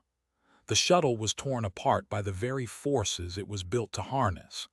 There were no witnesses to the final moments, only the silent, devastating telemetry data that confirmed the loss of 7 brave souls. The Columbia tragedy struck a different chord of grief. If Challenger was a shock to the system, Columbia was a crushing blow to the spirit. It proved that even with decades of experience, the margin for error in low Earth orbit remains razor-thin. These two tragedies fundamentally altered the trajectory of human spaceflight. They forced us to confront the reality that our ambition often outpaces our absolute certainty. They ended the dream of the space shuttle as a space truck, a cheap, frequent, and routine vehicle, and ushered in a period of profound introspection. We learned that in the vacuum of space, there is no such thing as a small mistake. Every bolt, every seal, and every decision carries the weight of human life. As we moved toward the era of the International Space Station, we did so not with the reckless bravado of the early space race, but with a heavy, hard-earned respect for the unforgiving nature of the void. April 24, 1990, Low Earth Orbit. As the Space Shuttle Discovery drifted through the silent void, a massive, cylindrical eye was released from its cargo bay. This was the Hubble Space Telescope. It was intended to be the crowning achievement of a new era, an era where humanity moved past the geopolitical posturing of the Cold War and toward a pure, unadulterated quest for cosmic knowledge. For decades, our view of the universe had been filtered through the thick, turbulent, and distorting veil of Earth's atmosphere. We were like people trying to study the stars through a frosted window. Hubble was designed to shatter that glass. The ambition behind Hubble was staggering. It wasn't just a camera. It was a sophisticated observatory capable of peering into the deepest reaches of space-time. It was built to measure the expansion of the universe, to witness the birth of stars within nebulae, and to answer the most fundamental question of all: are we alone? But as the telescope began its mission, the scientific community was met with a devastating blow. It wasn't a mechanical failure of the engines or a software glitch. It was something far more subtle and far more humiliating. The images being beamed back to Earth were blurry. The stars looked like smudges. The galaxies were indistinct ghosts. The eye of humanity was nearsighted. An investigation revealed a catastrophic error. The primary mirror had been polished to the wrong shape. A flaw of just 2.2 microns, about 1/50th the thickness of a human hair, had rendered the multi-billion-dollar instrument nearly useless. It was a moment of profound crisis. Many called for the mission to be abandoned. viewing Hubble as a monument to human hubris and wasted resources. Yet this setback became the ultimate testament to the era of cooperation and technical resilience that defined the post-Cold War space age. In 1993, in a high-stakes mission of celestial surgery, astronauts boarded the Space Shuttle Endeavour to perform a feat never before attempted, repairing a telescope in orbit. They installed corrective optics, essentially glasses for the telescope, and the result was nothing short of miraculous. Suddenly, the veil was lifted. The images that flooded back to Earth changed everything. The pillars of creation, glowing with the light of newborn stars, the deep field images, revealing thousands of galaxies in a tiny, seemingly empty patch of sky, the breathtaking clarity of distant nebulae. Hubble didn't just take pictures, it rewrote the textbooks. It allowed us to calculate the age of the universe with unprecedented precision and provided the first visual evidence for the existence of dark energy. Hubble transformed space from a theater of war into a canvas of wonder. It bridged the gap between the competitive rocketries of the 1960s and the collaborative science of the 21st century. It proved that even when our vision is flawed, our capacity to correct our course is even greater. As we look at those iconic, swirling colors of the deep cosmos, we aren't just looking at stars. We are looking at the triumph of human curiosity over the limitations of our own making. Hubble gave us more than just data. It gave us a sense of place in an infinite, beautiful, and terrifyingly vast universe. 1993, Washington, D.C. The world was changing. The iron grip of the Cold War had loosened, and the titanic struggle that had defined the 20th century, the race to conquer the heavens, had suddenly lost its primary driver, geopolitical rivalry. For decades, space exploration had been a zero-sum game, a theater of ideological supremacy where every successful orbit was a weaponized statement of political dominance. But as the Soviet Union dissolved into the Russian Federation, the landscape of the cosmos shifted from a battlefield to a vacuum of funding and purpose. The question was no longer who can get there first, but rather, how can we afford to stay there? The dream of a permanent human presence in orbit had been a recurring phantom in the halls of NASA and the Soviet space agencies for decades. There were proposals for massive, singular stations, monolithic structures that would serve as lonely outposts of national pride. But the new reality demanded something different. It demanded something unprecedented: cooperation.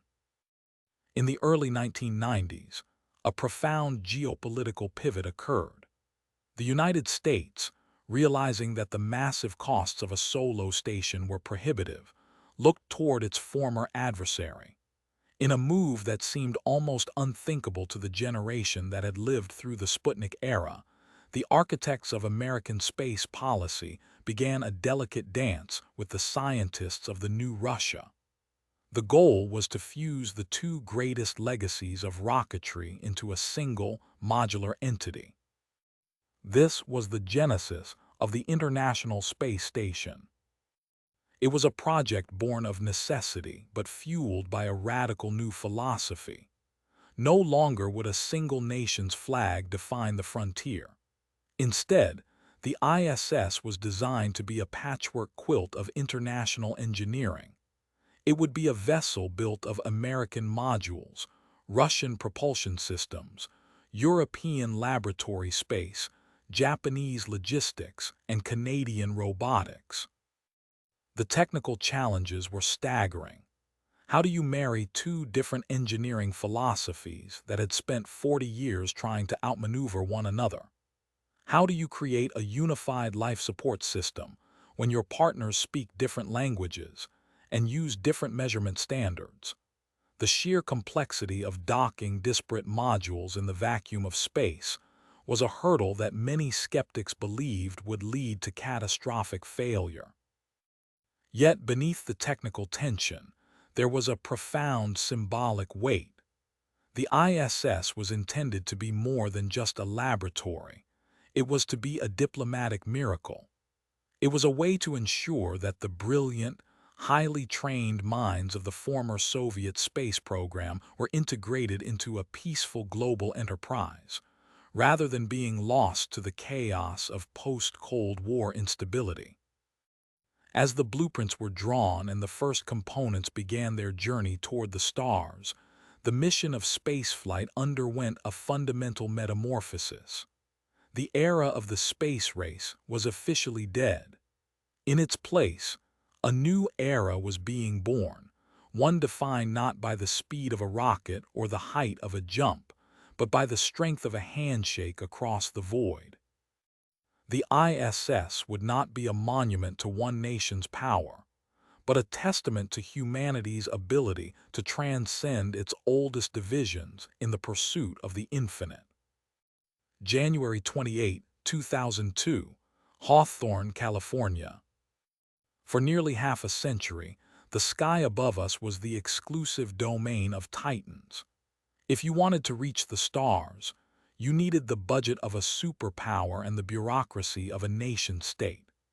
Spaceflight was a heavy, slow, and incredibly expensive endeavor, driven by the geopolitical imperatives of the Cold War, and later, the scientific mandates of international cooperation. But as the new millennium dawned, a quiet revolution was brewing in the garages and private hangars of Silicon Valley and beyond. The era of the government monopoly was ending. The era of the private entrepreneur had begun. The privatization of orbit wasn't just a change in who paid the bills. It was a fundamental shift in the philosophy of how we reach the cosmos. For decades, the logic was simple. Space is too dangerous and too expensive for anyone but a government. But a new generation of thinkers, men like Elon Musk, Jeff Bezos, and Richard Branson, began to look at the massive, bloated costs of traditional aerospace and saw not a necessity, but an inefficiency. They saw a frontier that had been stagnant, waiting for the disruptive spark of capitalism to ignite it. This transition began with a daring, almost reckless gamble. In the early 2000s, the idea of a private company launching its own rockets was met with widespread skepticism, even ridicule. The established aerospace giants, the old guard that had built the Space Shuttle and the Saturn V, viewed these newcomers as amateurs playing with fire. Yet, companies like SpaceX began to challenge the status quo not by building bigger, but by building smarter. They turned to a concept that had been largely ignored in the high-stakes world of government procurement: reusability. In the old model, a rocket was a multi-million-dollar disposable tool, a massive, sophisticated machine used once and then discarded into the ocean. It was a paradigm of waste. The private sector, driven by the relentless need to reduce costs and increase frequency, pivoted toward the impossible, landing a rocket upright on a pad or a drone ship at sea. When the first Falcon 9 booster touched down vertically, the world watched in awe. The barrier to entry was no longer just about having the best scientists. It was about having the most efficient business model. As these private players began to succeed, the cost per kilogram to orbit began to plummet. This was the seismic shift. Suddenly, space was no longer a destination reserved for elite astronauts on multi-billion-dollar government missions. It was becoming a marketplace. Low Earth orbit was being transformed from a lonely vacuum into a bustling corridor of commercial satellites, internet constellations, and private research labs. We are witnessing the birth of a new celestial economy. The privatization of orbit has moved us from the age of exploration for prestige to the age of exploration for industry. The line between a government agency and a commercial vendor is blurring, creating a symbiotic relationship that is accelerating our reach toward the moon and Mars faster than any single nation could ever manage alone. The gates of the heavens, once locked tight by the heavy hand of the state, are swinging wide open, and this time the keys are held by the innovators. May 20, 2020, Cape Canaveral, Florida. For decades, the rhythm of space exploration was set by the heavy, bureaucratic footsteps of national superpowers. To reach orbit, you needed the budget of a nation and the political will of a government. But as the new millennium dawned, the landscape of the cosmos began to shift. The monolithic era of government-only spaceflight was being challenged by something much more agile, much more daring, and infinitely more ambitious: the private sector. At the heart of this revolution stood a single name that would redefine the heavens: SpaceX. While the world watched the aging space shuttle fleet struggle with high costs and increasing complexity, Elon Musk and his team of engineers were betting on a radical idea. They weren't just building rockets, they were attempting to rewrite the fundamental economics of space. They believed that if you could make a rocket reusable, the cost of reaching the stars would plummet, turning space from a rare privilege into a reachable frontier. The journey was anything but smooth. The early days were defined by spectacular public failures. There were the explosive restarts of the Falcon 1, the heartbreaking loss of the early Dragon prototypes, and the skepticism of an industry that believed reusable rockets were a fool's errand. Critics called it a billionaire's vanity project. They argued that the physics of landing a vertical booster on a drone ship was more science fiction than science. But then the impossible happened. In December 2015, the Falcon 9 did something no orbital-class rocket had ever done. It returned from space and landed itself upright on solid ground. It was a moment of pure, technological alchemy. The Falcon had transitioned from a disposable projectile to a reusable vehicle. The era of the disposable rocket was officially under siege. This success paved the way for the Dragon era. The SpaceX Dragon capsule became the workhorse of the modern age, breaking the monopoly held by government agencies. When Dragon successfully docked with the International Space Station, it proved that a private company could handle the most delicate and dangerous task in existence: transporting human beings.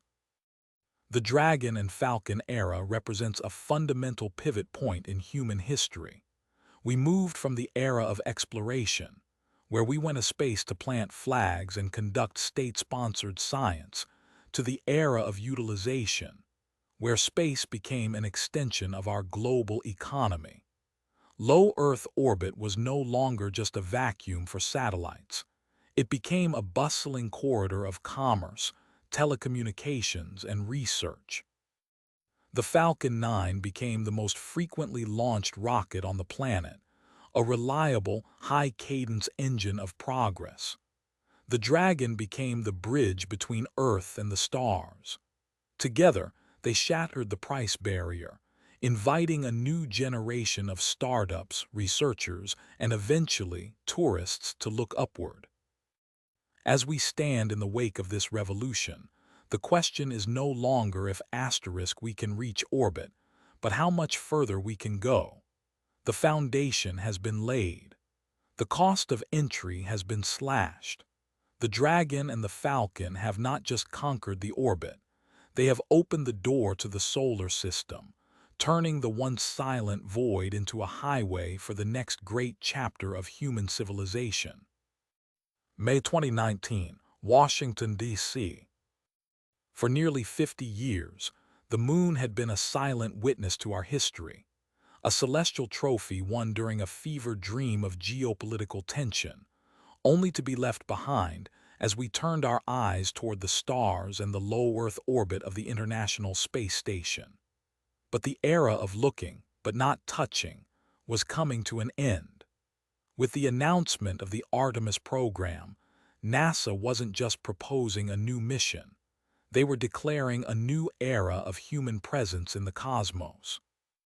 If Apollo was a sprint, a frantic, high-stakes dash to plant a flag and prove ideological superiority, then Artemis is a marathon.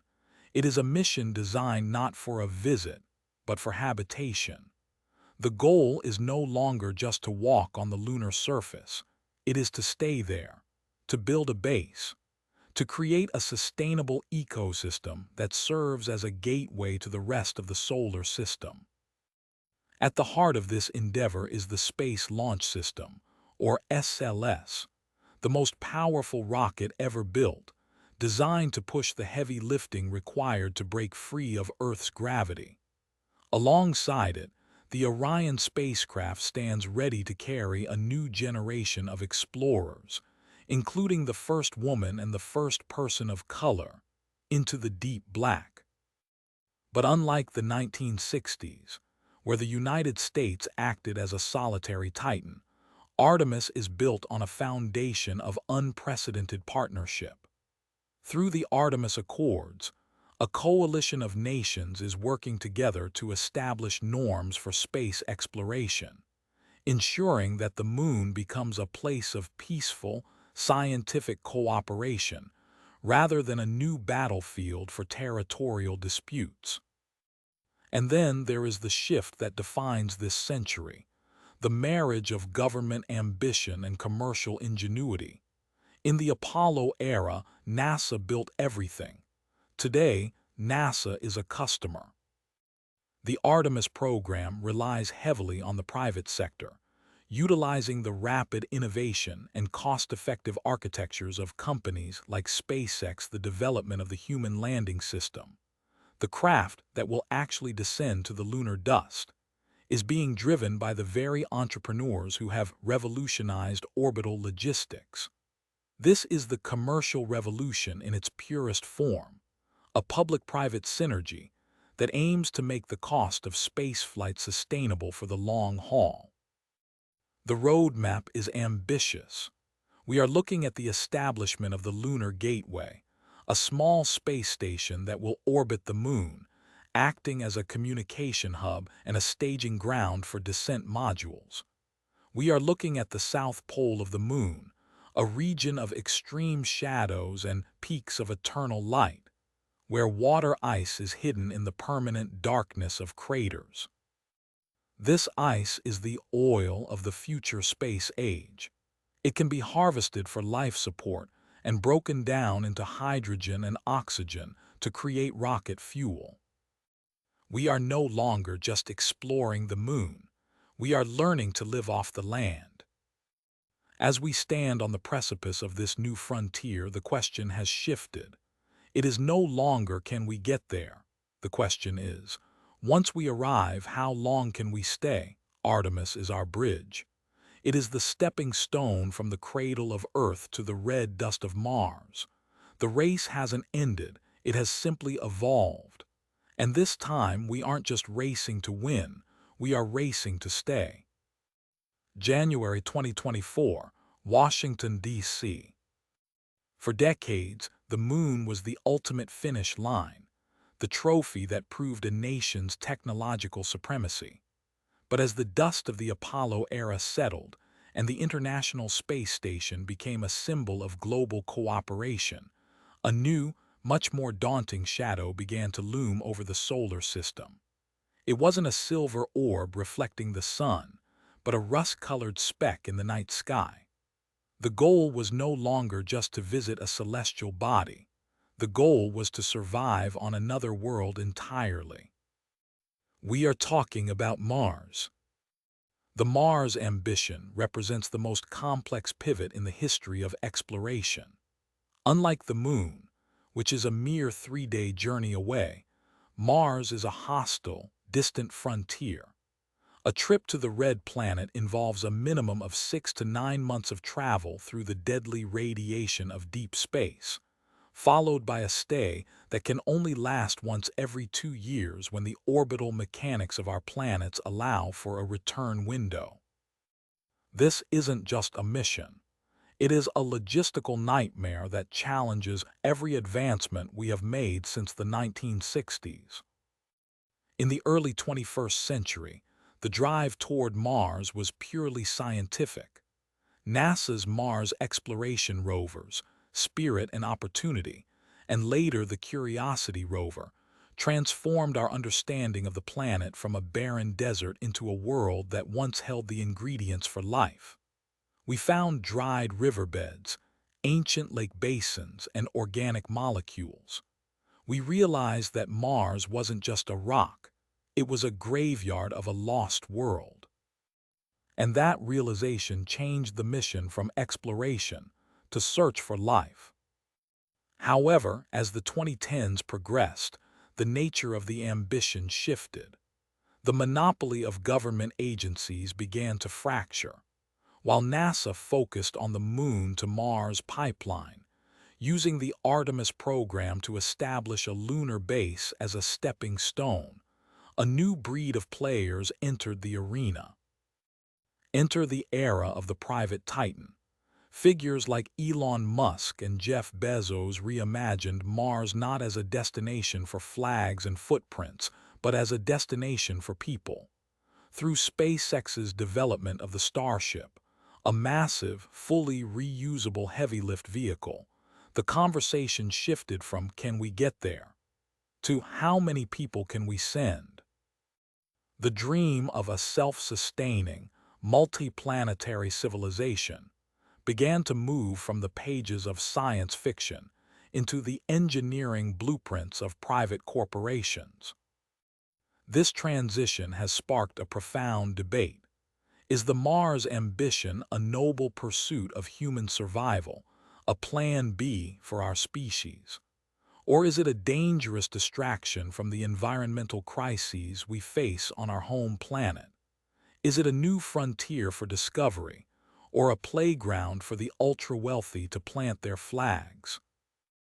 As we stand on the precipice of this new era, the stakes have never been higher.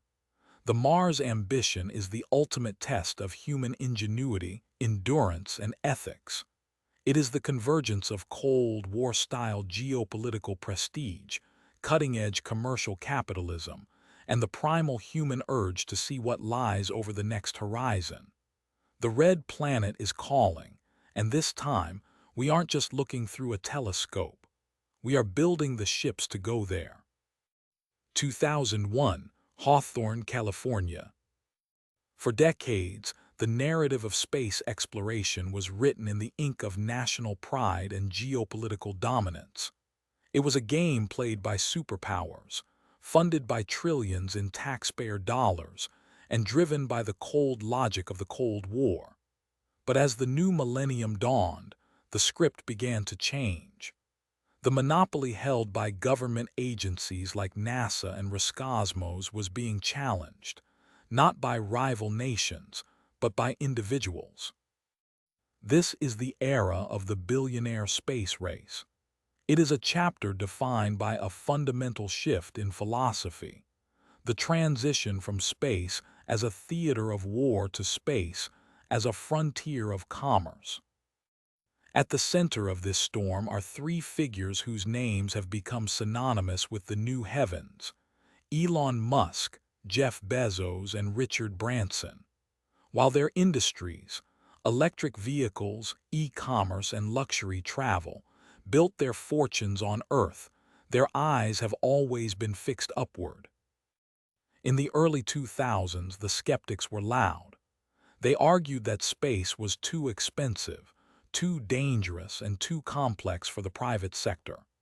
They believed that only the vast, seemingly bottomless coffers of the state could sustain the cost of leaving the atmosphere.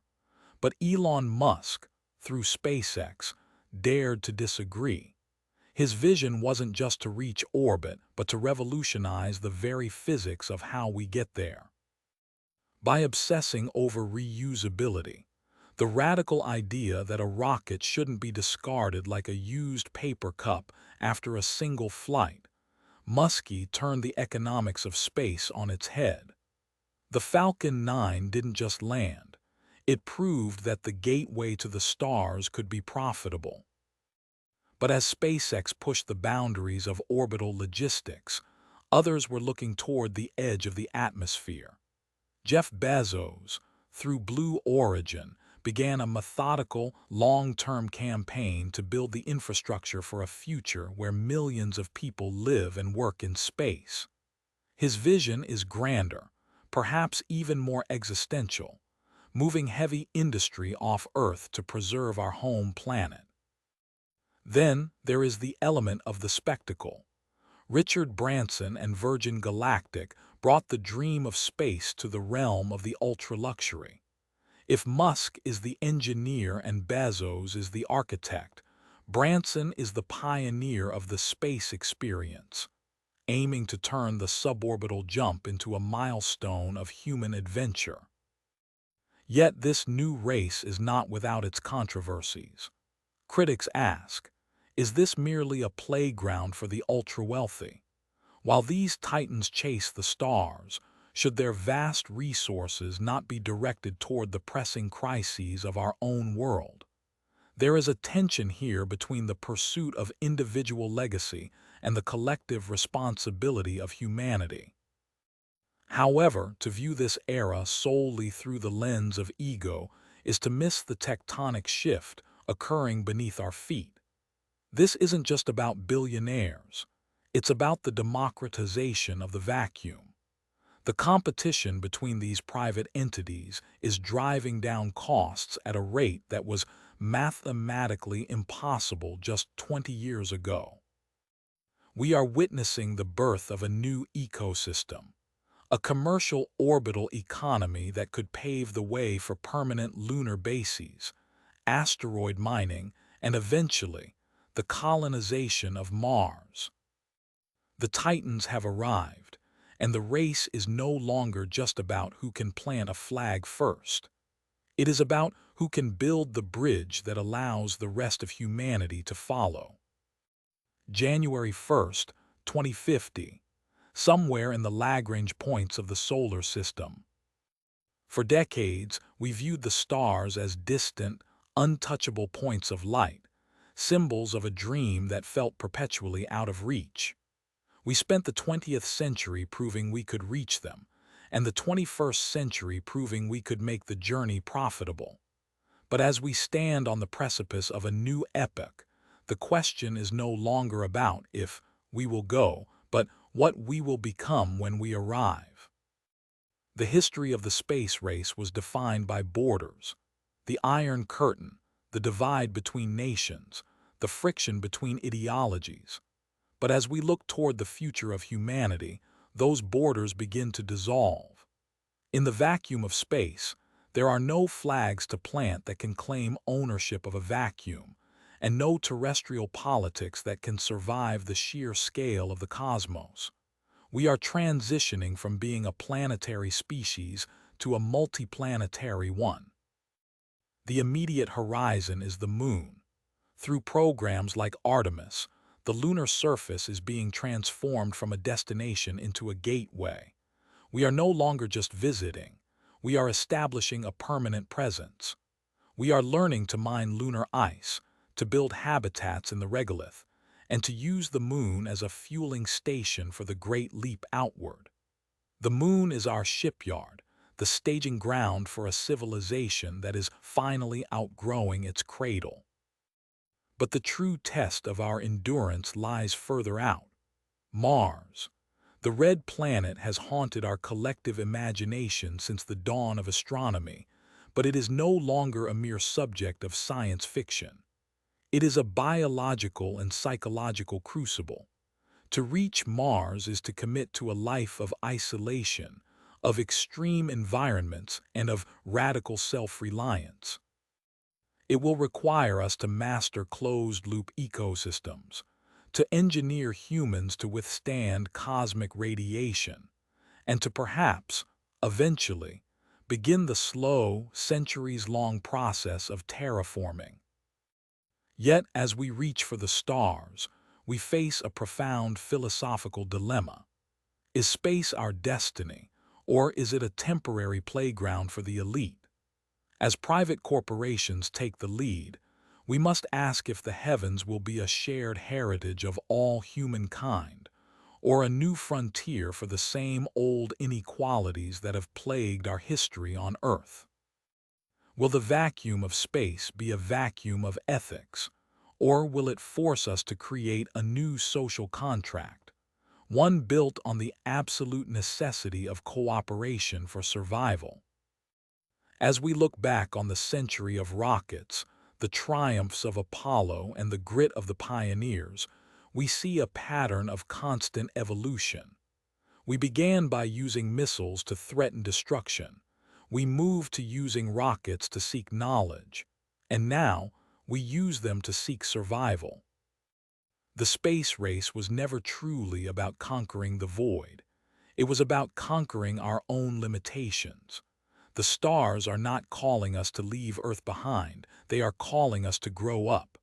Whether we become a species of explorers, settlers, or something entirely new, one thing is certain. The horizon is no longer a line on a map.